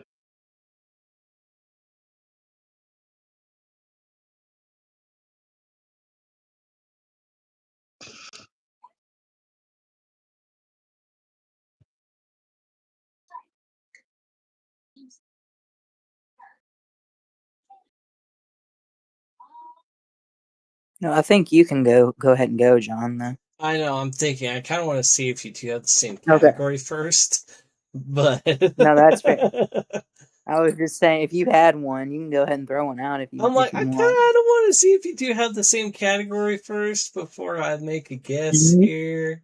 Yeah, because if so, I'm going to change mine, and then I'm going to throw John off of We yours. don't. We don't. Okay, cool. Okay. Yeah, y'all are good.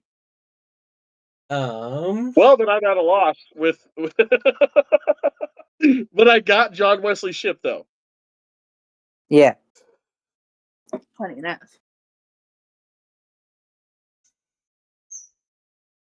Fuck. I'm too predictable, goddammit.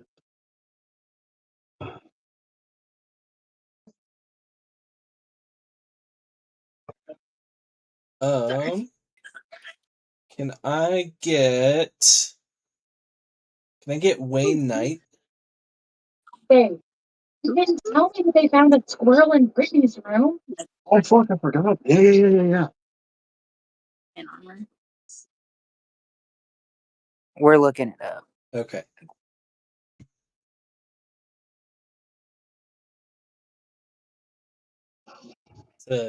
Dennis Nedry from Jurassic Park. Yeah.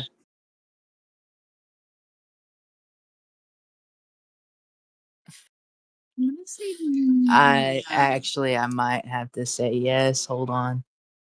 Hold on.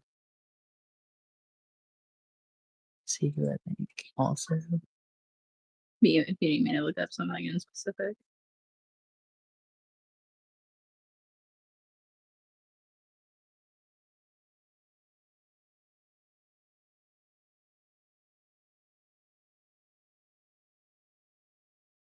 Fuck.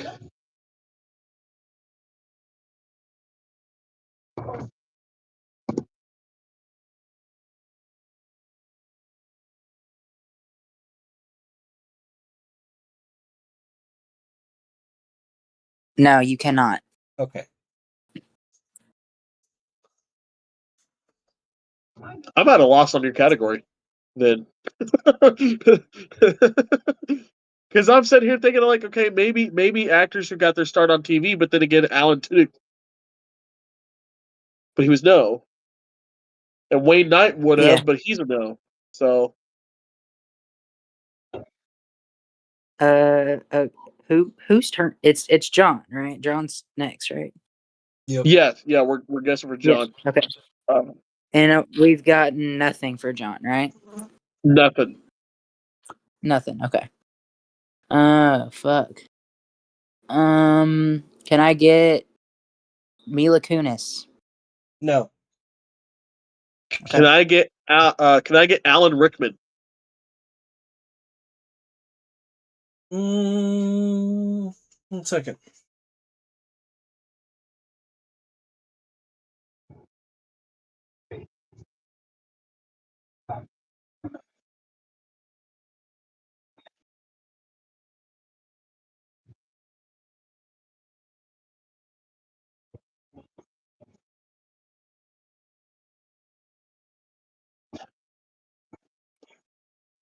Yes.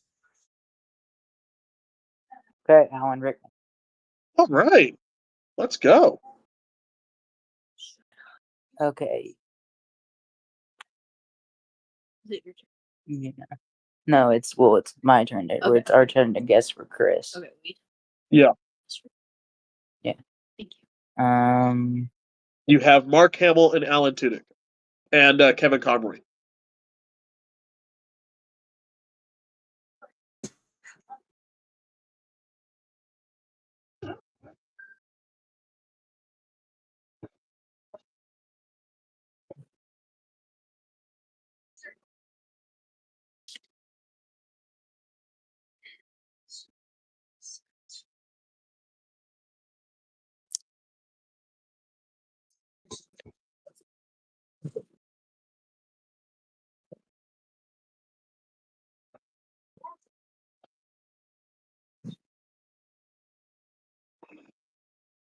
Hmm.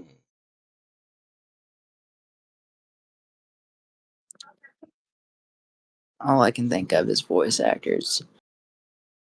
Right.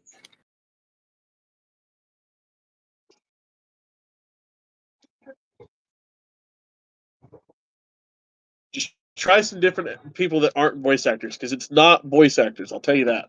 I know, that's why I'm trying to think of other things that are not voice actors. Right. Can I get Grant Gustin? Yes. Okay.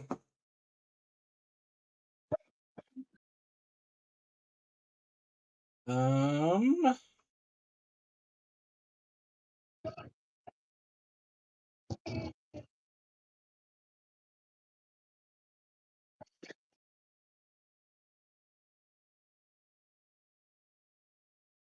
Can I get Stephen Amell? Yes.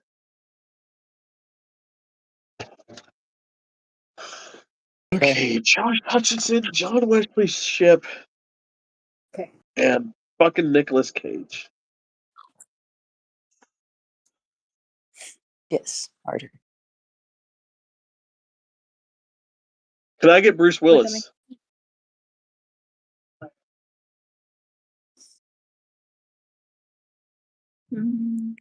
Please hold.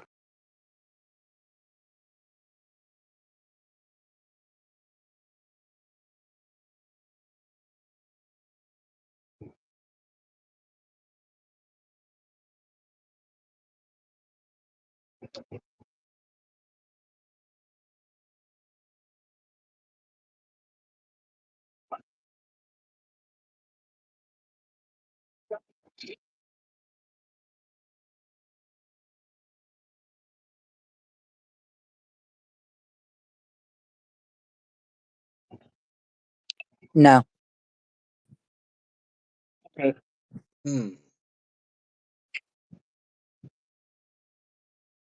Well, it's not actors who've had a fall off and then a comeback. Can I get Alexander Skarsgård?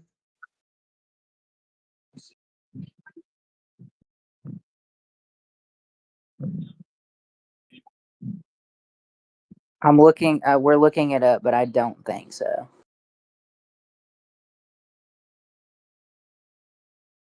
No. No. Okay. Okay. John, can I get Tom Felton? Pretty sure you can.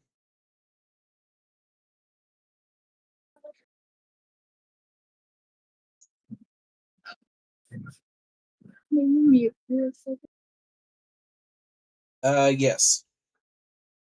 Okay. Alan Rickman and Tom Felton. And I'm sure it's not Harry Potter. Can I get um Bonnie Wright?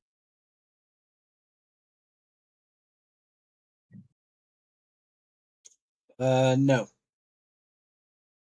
Okay, so it's not completely Harry Potter. Yeah, not completely. Because that's Jenny. Right. So I went with an Yeah. oddball character to try to rule out Harry. Right. Well, like, okay, I just went with Tom Felton because I was like, okay, you know, No, because you went with him, and I was like, okay, so maybe I'll go with Emma Watson. I was like, nah, that's pretty mainstream. I'll go somewhere else.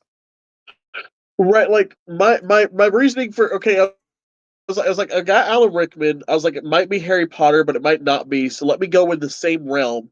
Tom Felton and Alan Rickman have both played sci-fi roles as well. So I was like, throw that out there. See what we get. Okay. All So right, now we're on Pookie. so you got Grant, Steven, Alan Tudyk, Mark Hamill, and Kevin Conroy. You both get one on this one. You guess you filled my category. Can I get Wentworth Miller? Yes, you can. Can I get Melissa Benoist? Benoist? Fuck. Yes, you can. However the fuck you say her goddamn last name, I don't fucking know. Well, yes, you can. Do y'all want to take a shot at the category name because it's very specific? Is it actors and actresses in this and CW superhero shows? Nope. Okay. Is it actors? I mean, Is it actors who are in The Flash? no. Okay. Okay, y'all can keep going on mine because maybe you can because Alan Tudyk never played in the Flash, so Right. That's why I went with CW yeah. Because show. now Alan has voiced the Flash, but he never played in the Flash show. So my category is very specific. I mean, you're getting there. You're getting close to what it is, but you haven't getting it. So I'm gonna let y'all keep guessing on mine and see if y'all can figure it out. Okay, we've got for Ben, we've got Nick Cage, Josh Hutcherson, in John Wesley Shipp. and John Wesley Shipp. Yeah. Okay, can I get Grant Gustin? Yes, you can.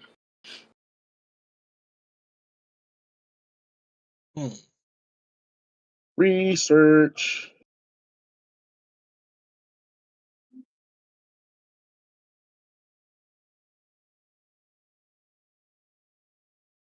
I get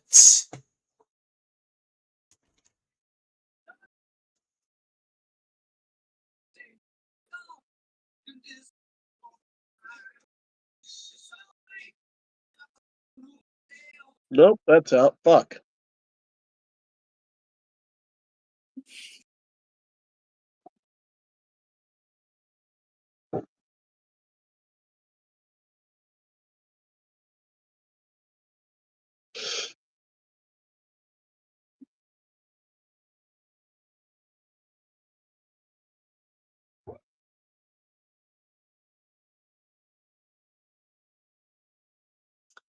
I get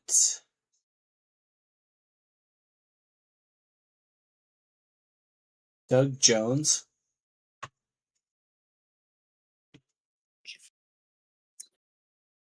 Let me look it up. Okay.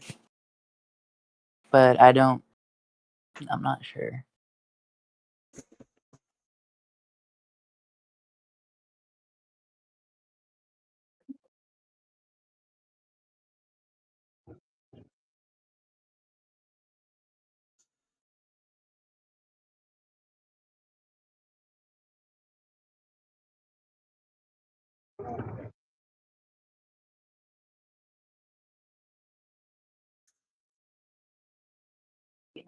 Yes, you can. Okay.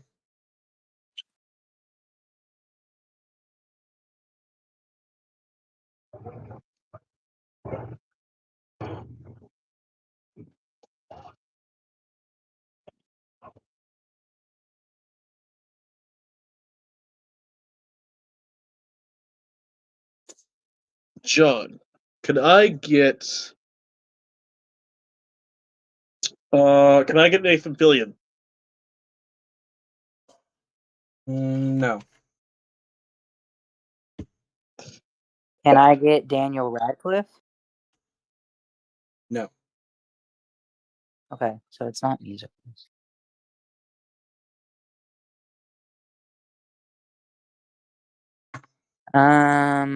Chris, is your category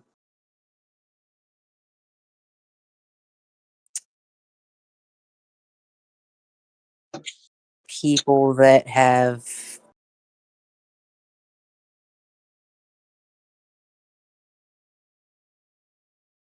played someone in the Flash universe? No. Okay. You want to guess a celebrity though? I thought we were done guessing for you. Well, you can still guess if you would like to get closer, a better idea of what my Okay, category that's is. fair. That's fair. Okay.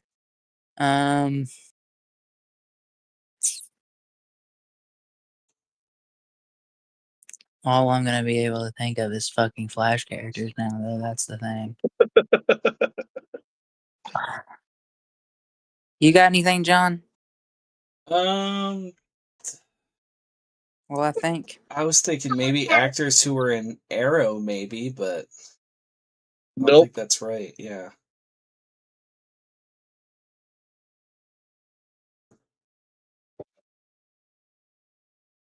Sorry,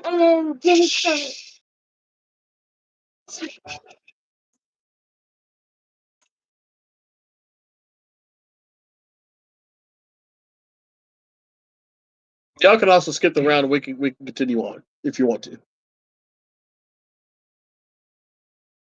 Yeah, let's continue on. My vote. Yeah. Okay. Yeah. My turn, right? Yeah. Okay, so you said your category is a double entendre, right? No, I said it's not a double entendre. It's not a double, so it's not like it was last week where they're actors 6 Right. feet and under. It's a double. Right. It's not a double meaning. Okay. Yeah.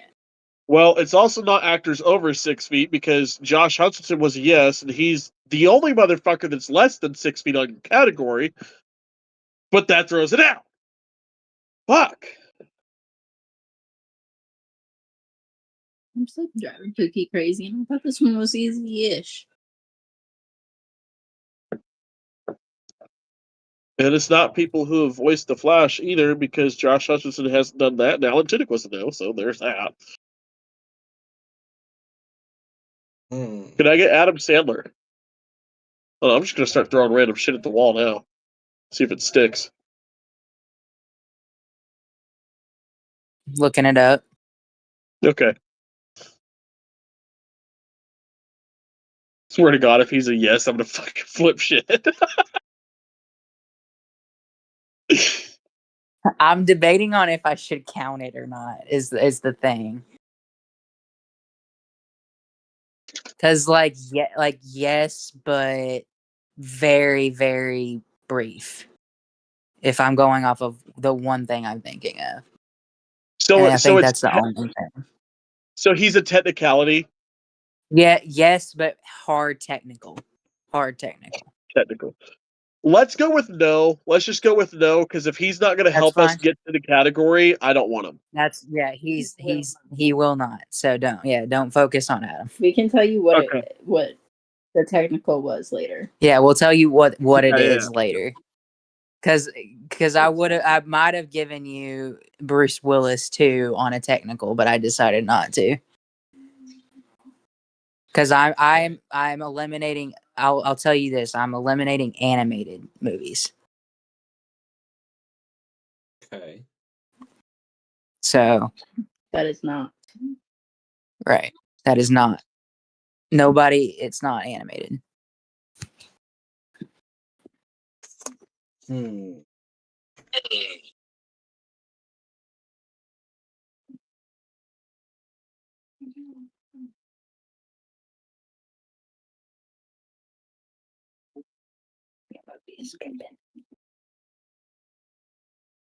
bullshit. Sorry.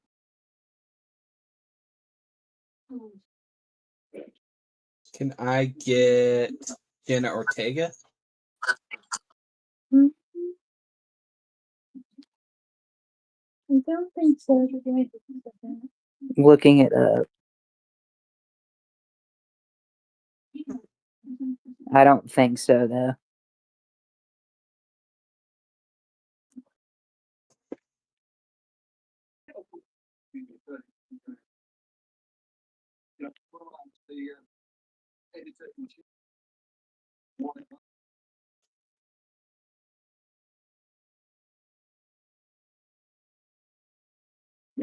No. Okay.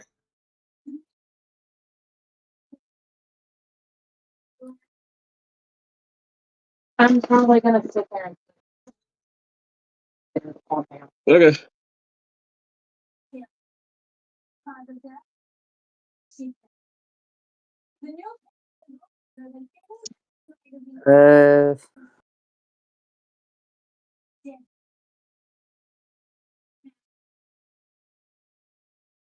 John, can I get Adam Driver? No. Fuck.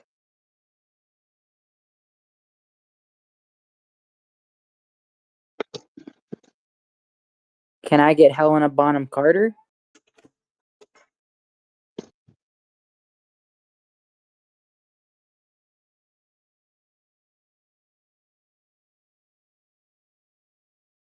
No.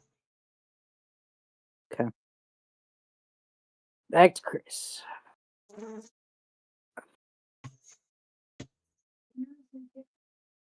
Yours is pissing me off. It really is when y'all either guess it. When y'all guess it or you have me tell you what it is, it's really going to piss you off. Does anyone know?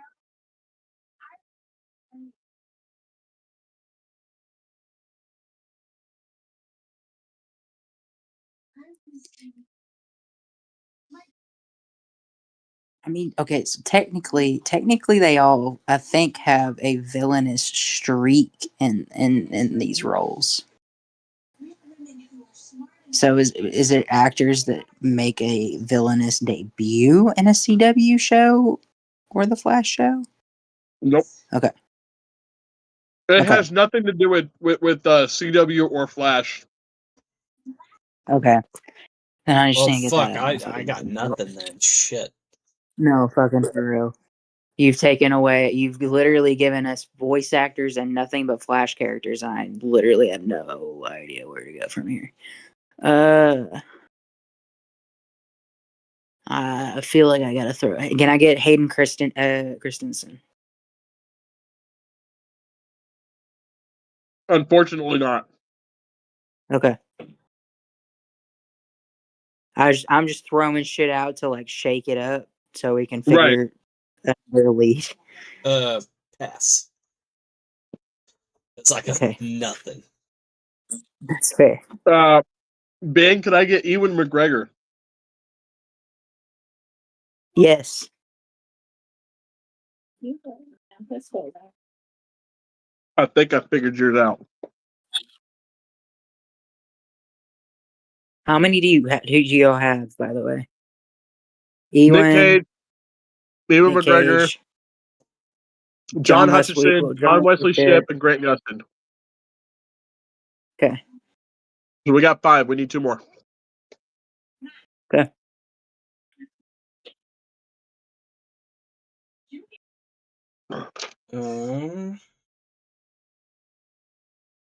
Oh, and y'all got Doug Bradley too. You need one more. Oh, okay. John, you guessed yours, and then I'd like to take a shot at the category. Can I get Tony Todd?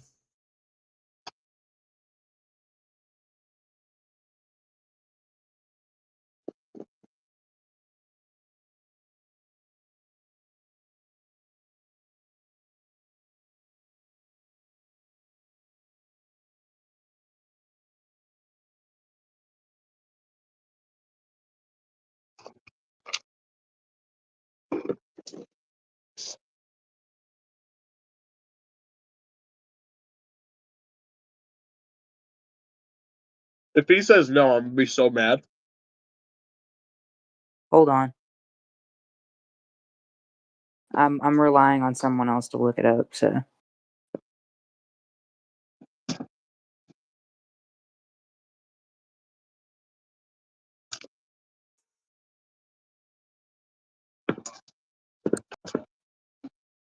When I look up, can I see your phone?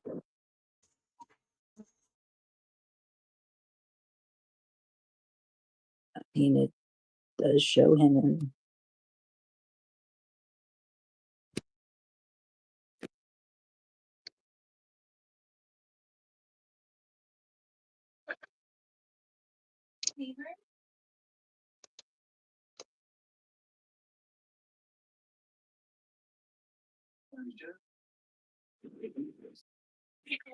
Yes.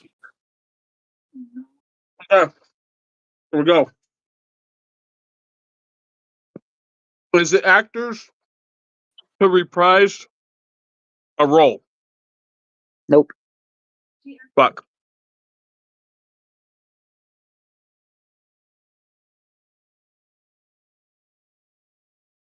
Okay. You got a guess, John? Is it horror actors? Nope. Okay. All right. On to John. We got Tom Phelps and Alan Rickman. That's all we got. And John's Can being I a dick. get He's not playing. Jamie? Can I get Jamie Campbell Bower?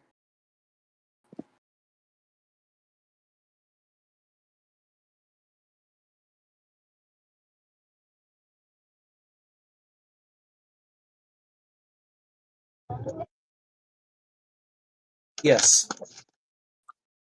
Okay. Can I get Chris Tucker?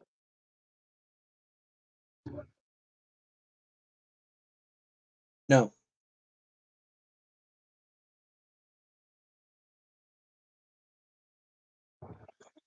Okay. Back to Chris. Alrighty. Can I get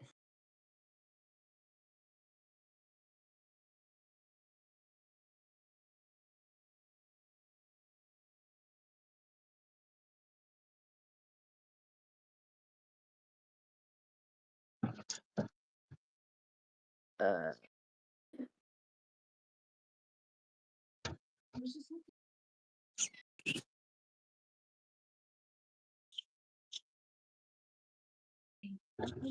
What the fuck? I can't. Escape. It's escaping me.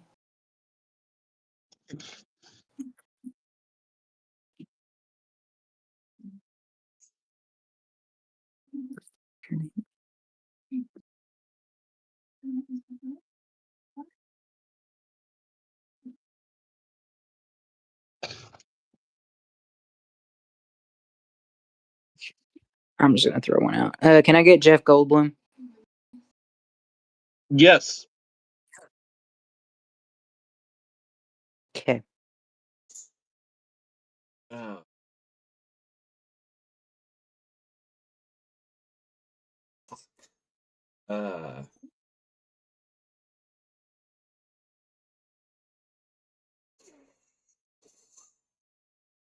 Uh, pass again because I still got no fucking clue. It's gonna take me too long to come up with a guess.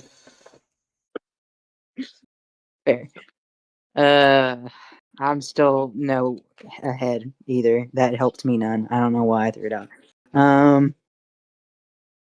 Fair. All right. Ben, can I get? Oh fuck! Hold on.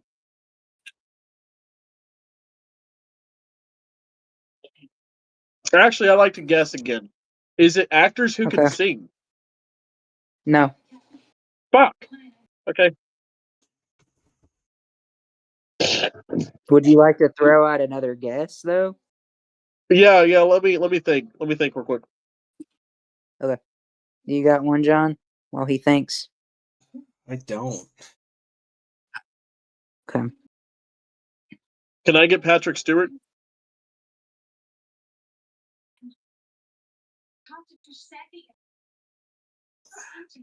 Looking it up. I don't think so, but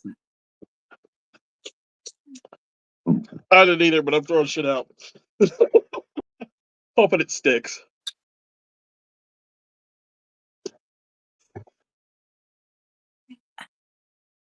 I'm gonna go no because I feel like it would be a technicality. So I'm gonna go no. Okay. God, I really want to know what your category is so I can know why him and Adam Sandler are technicalities. And Bruce Willis. Oh, Bruce Willis is a technicality too. Okay.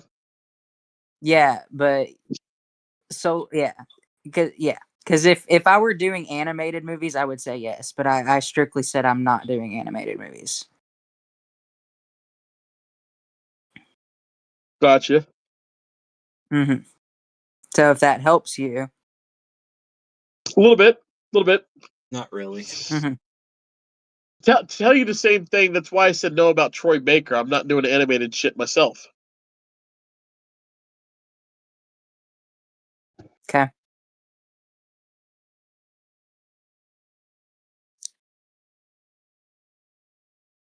Yeah, I still I got nothing. So All right. Can I Now, get Johnny Depp? John. no. Okay. yeah. Now for the true throwing shit at the wall and hoping it sticks. Could I get Tim Allen? For you. No. For John.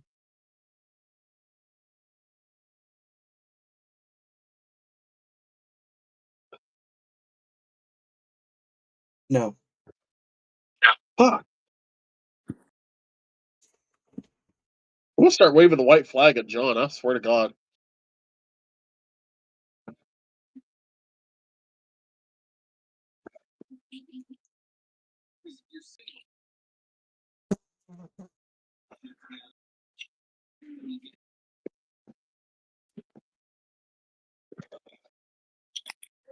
I can tell you this: you're overthinking it.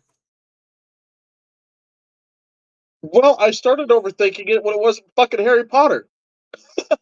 Same. You're still Or like Sweeney Todd. Yeah.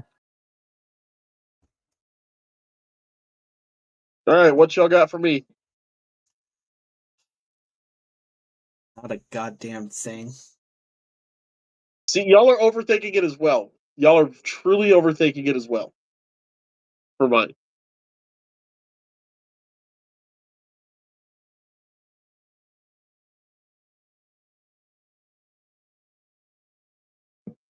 Um,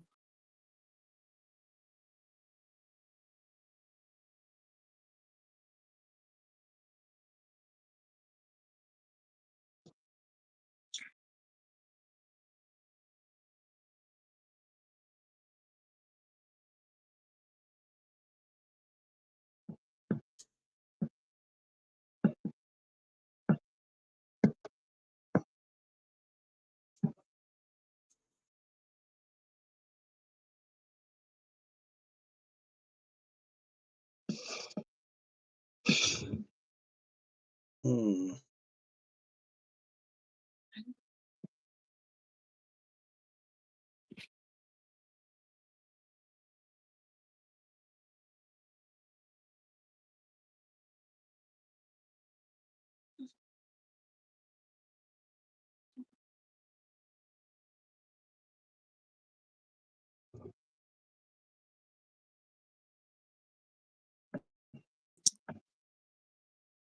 If y'all want to wave the white flag, y'all can do that too. I'm fucking waving it. I have no goddamn idea.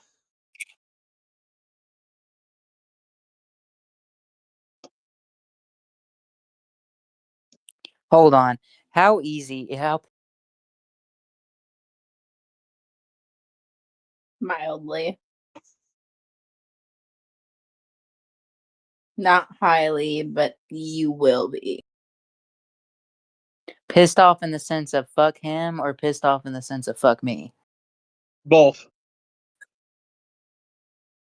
Yeah, Both. I'm gonna go with Pokey on a little bit of both. I Mostly can't. Pokey. I can't wave this fucking flag then. I will words. You guys are overthinking the category. Yeah, both of you are severely overthinking the category.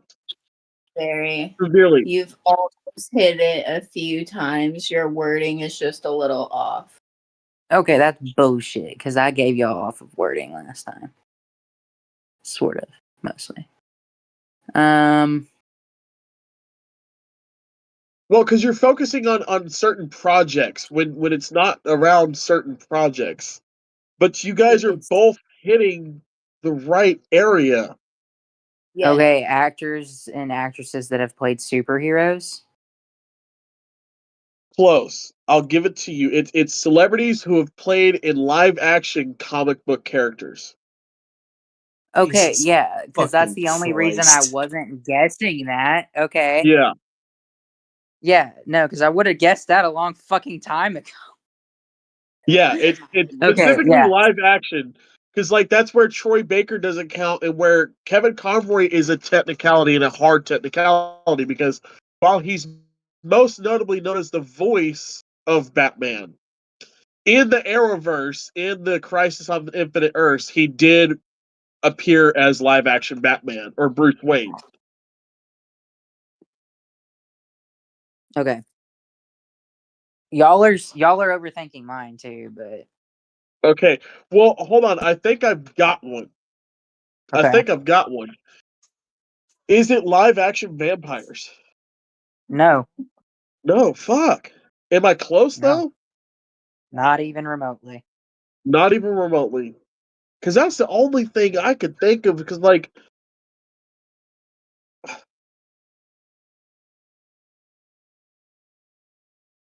it's live action. I know that. Nothing's animated. Mhm. But the list of celebrities with John Wesley Shipp and Grant Gustin is throwing me. Those two are what are honest to God throwing me. Okay, then take them out. Take them out and start and make other guesses. Because Go off that of leaves us go with.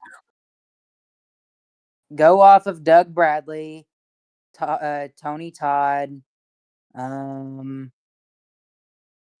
I would even take Josh Hutcherson out of it because it's again it's brief, but it does count. I'm counting it. Okay.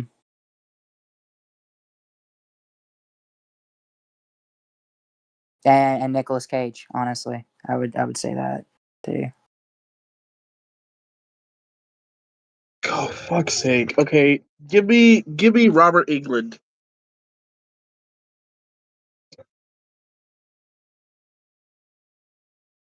Robert England.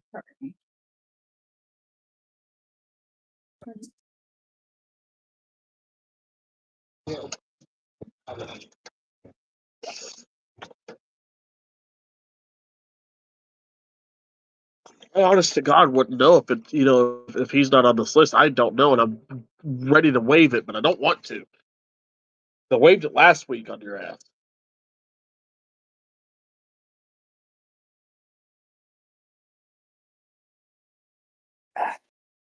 I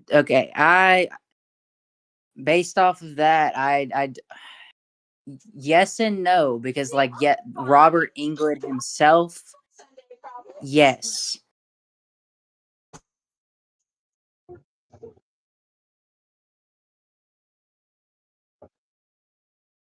But the character you're thinking of, no. Okay, so it has nothing to do with Freddy Krueger. And so vice versa, Doug Bradley has nothing to do with Hellraiser. He's not gonna know that though. What? So what'd you say? I'm sorry. I said so it has nothing to do with Freddy Krueger, which means Doug Bradley would have nothing to do with Hellraiser. Actually, no, not in this case. No. Okay. Um, but if you keep going down this line, you might get it.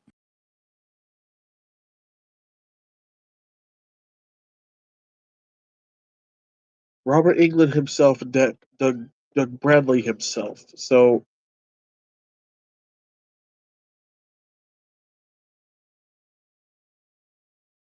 This movie is bullshit.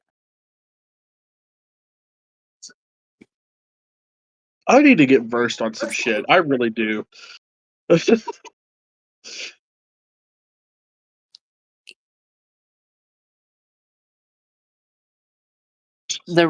so the reason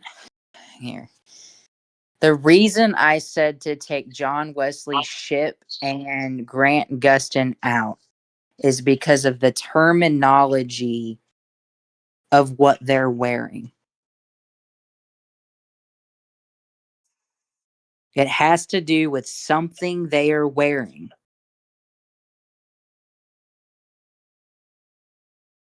Actors who had to wear prosthetics for roles? Closer. No. Actors who had to wear a bodysuit for roles. Closer. But I'm quite. But I would honestly go closer to John. Closer to John.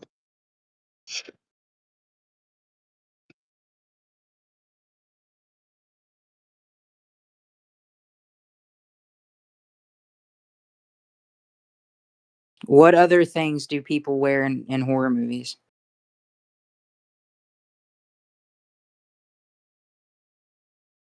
The other thing that y'all aren't thinking of other than prosthetics.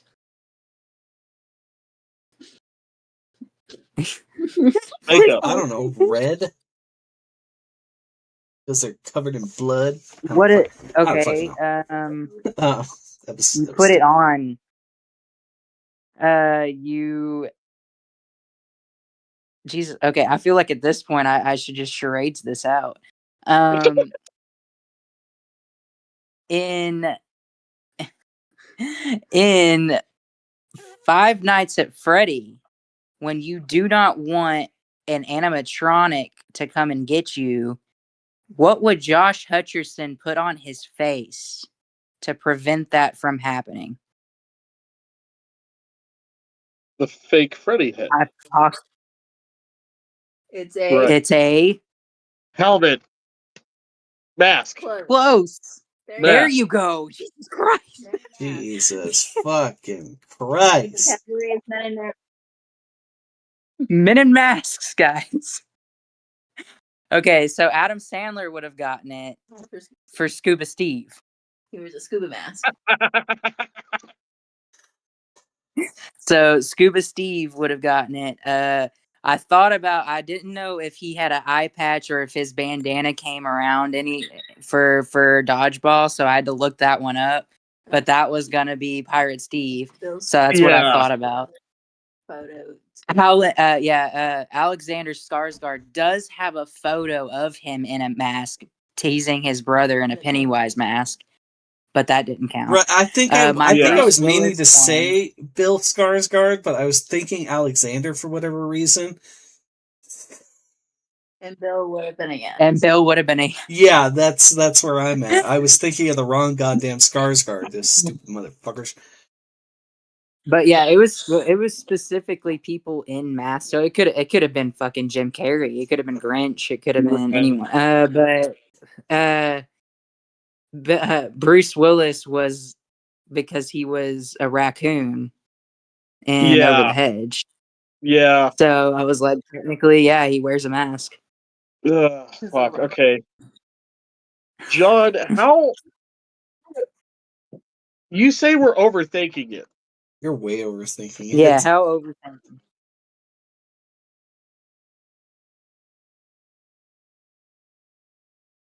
Like in what direction are we overthinking it?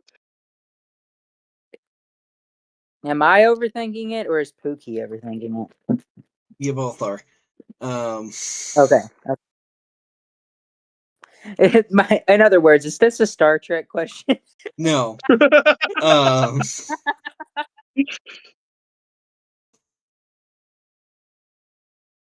It has nothing to do with what they've been in, I'll tell you that much.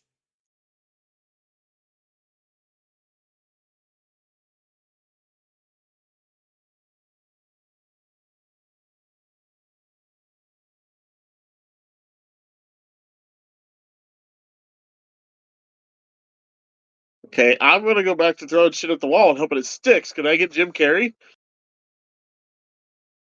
Maybe.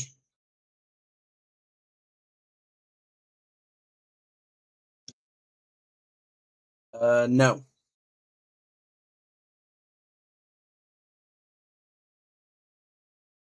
Hold on. I think I just fixed no, because Ian McKellen was a no, so that's not it. It's not British actors, so fuck that.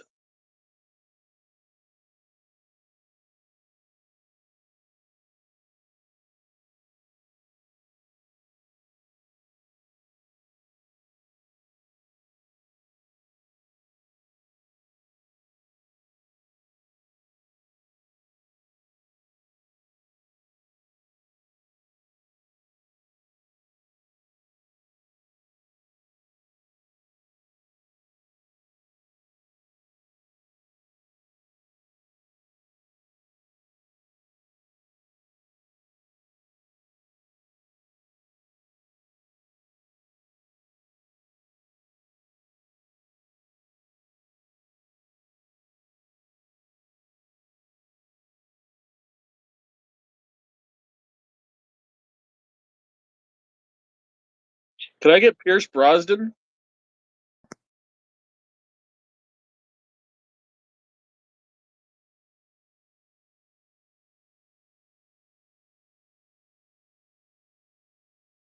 No. Can I get Robert Pattinson? Maybe. Well,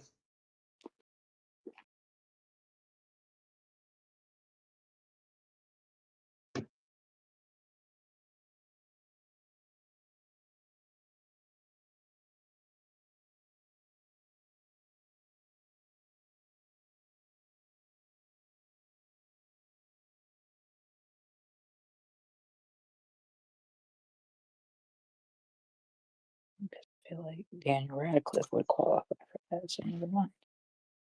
I'm gonna say no.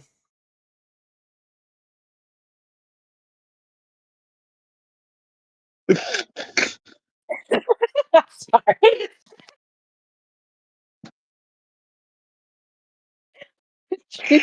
I'm gonna say no.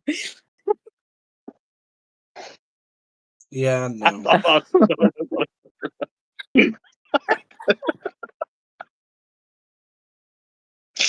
I'm Okay. so lost because my guess Is was it like actors to the age of 30.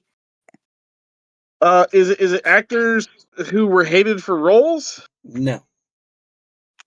Fuck, is it actors who made attempts on Daniel Radcliffe's life in a movie? Nope.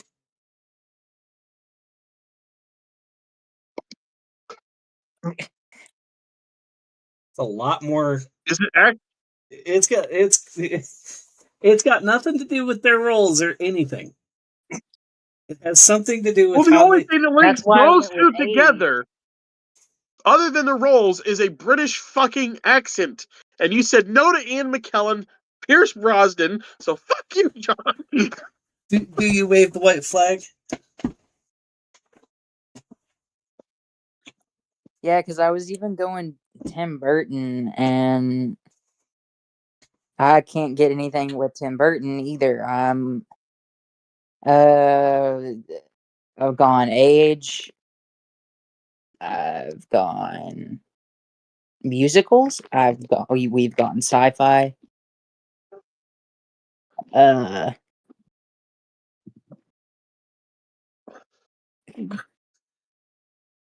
can I? I don't. Can I get Christina Ricci? I don't fucking know.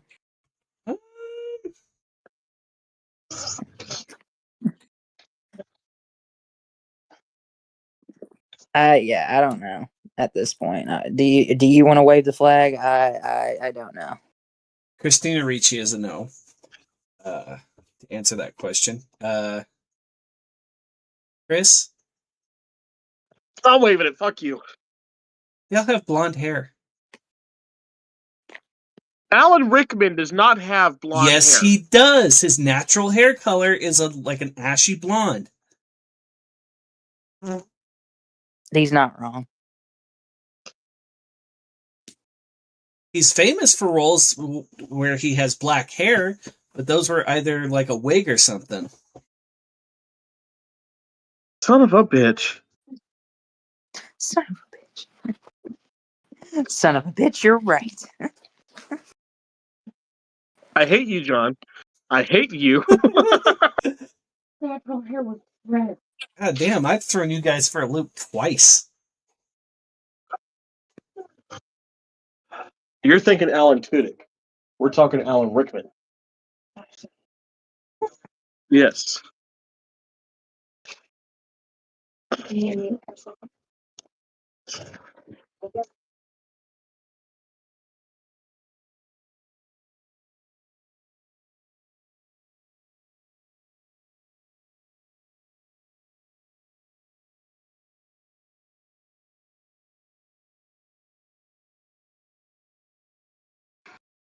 Well, that was a bunch of bullshit.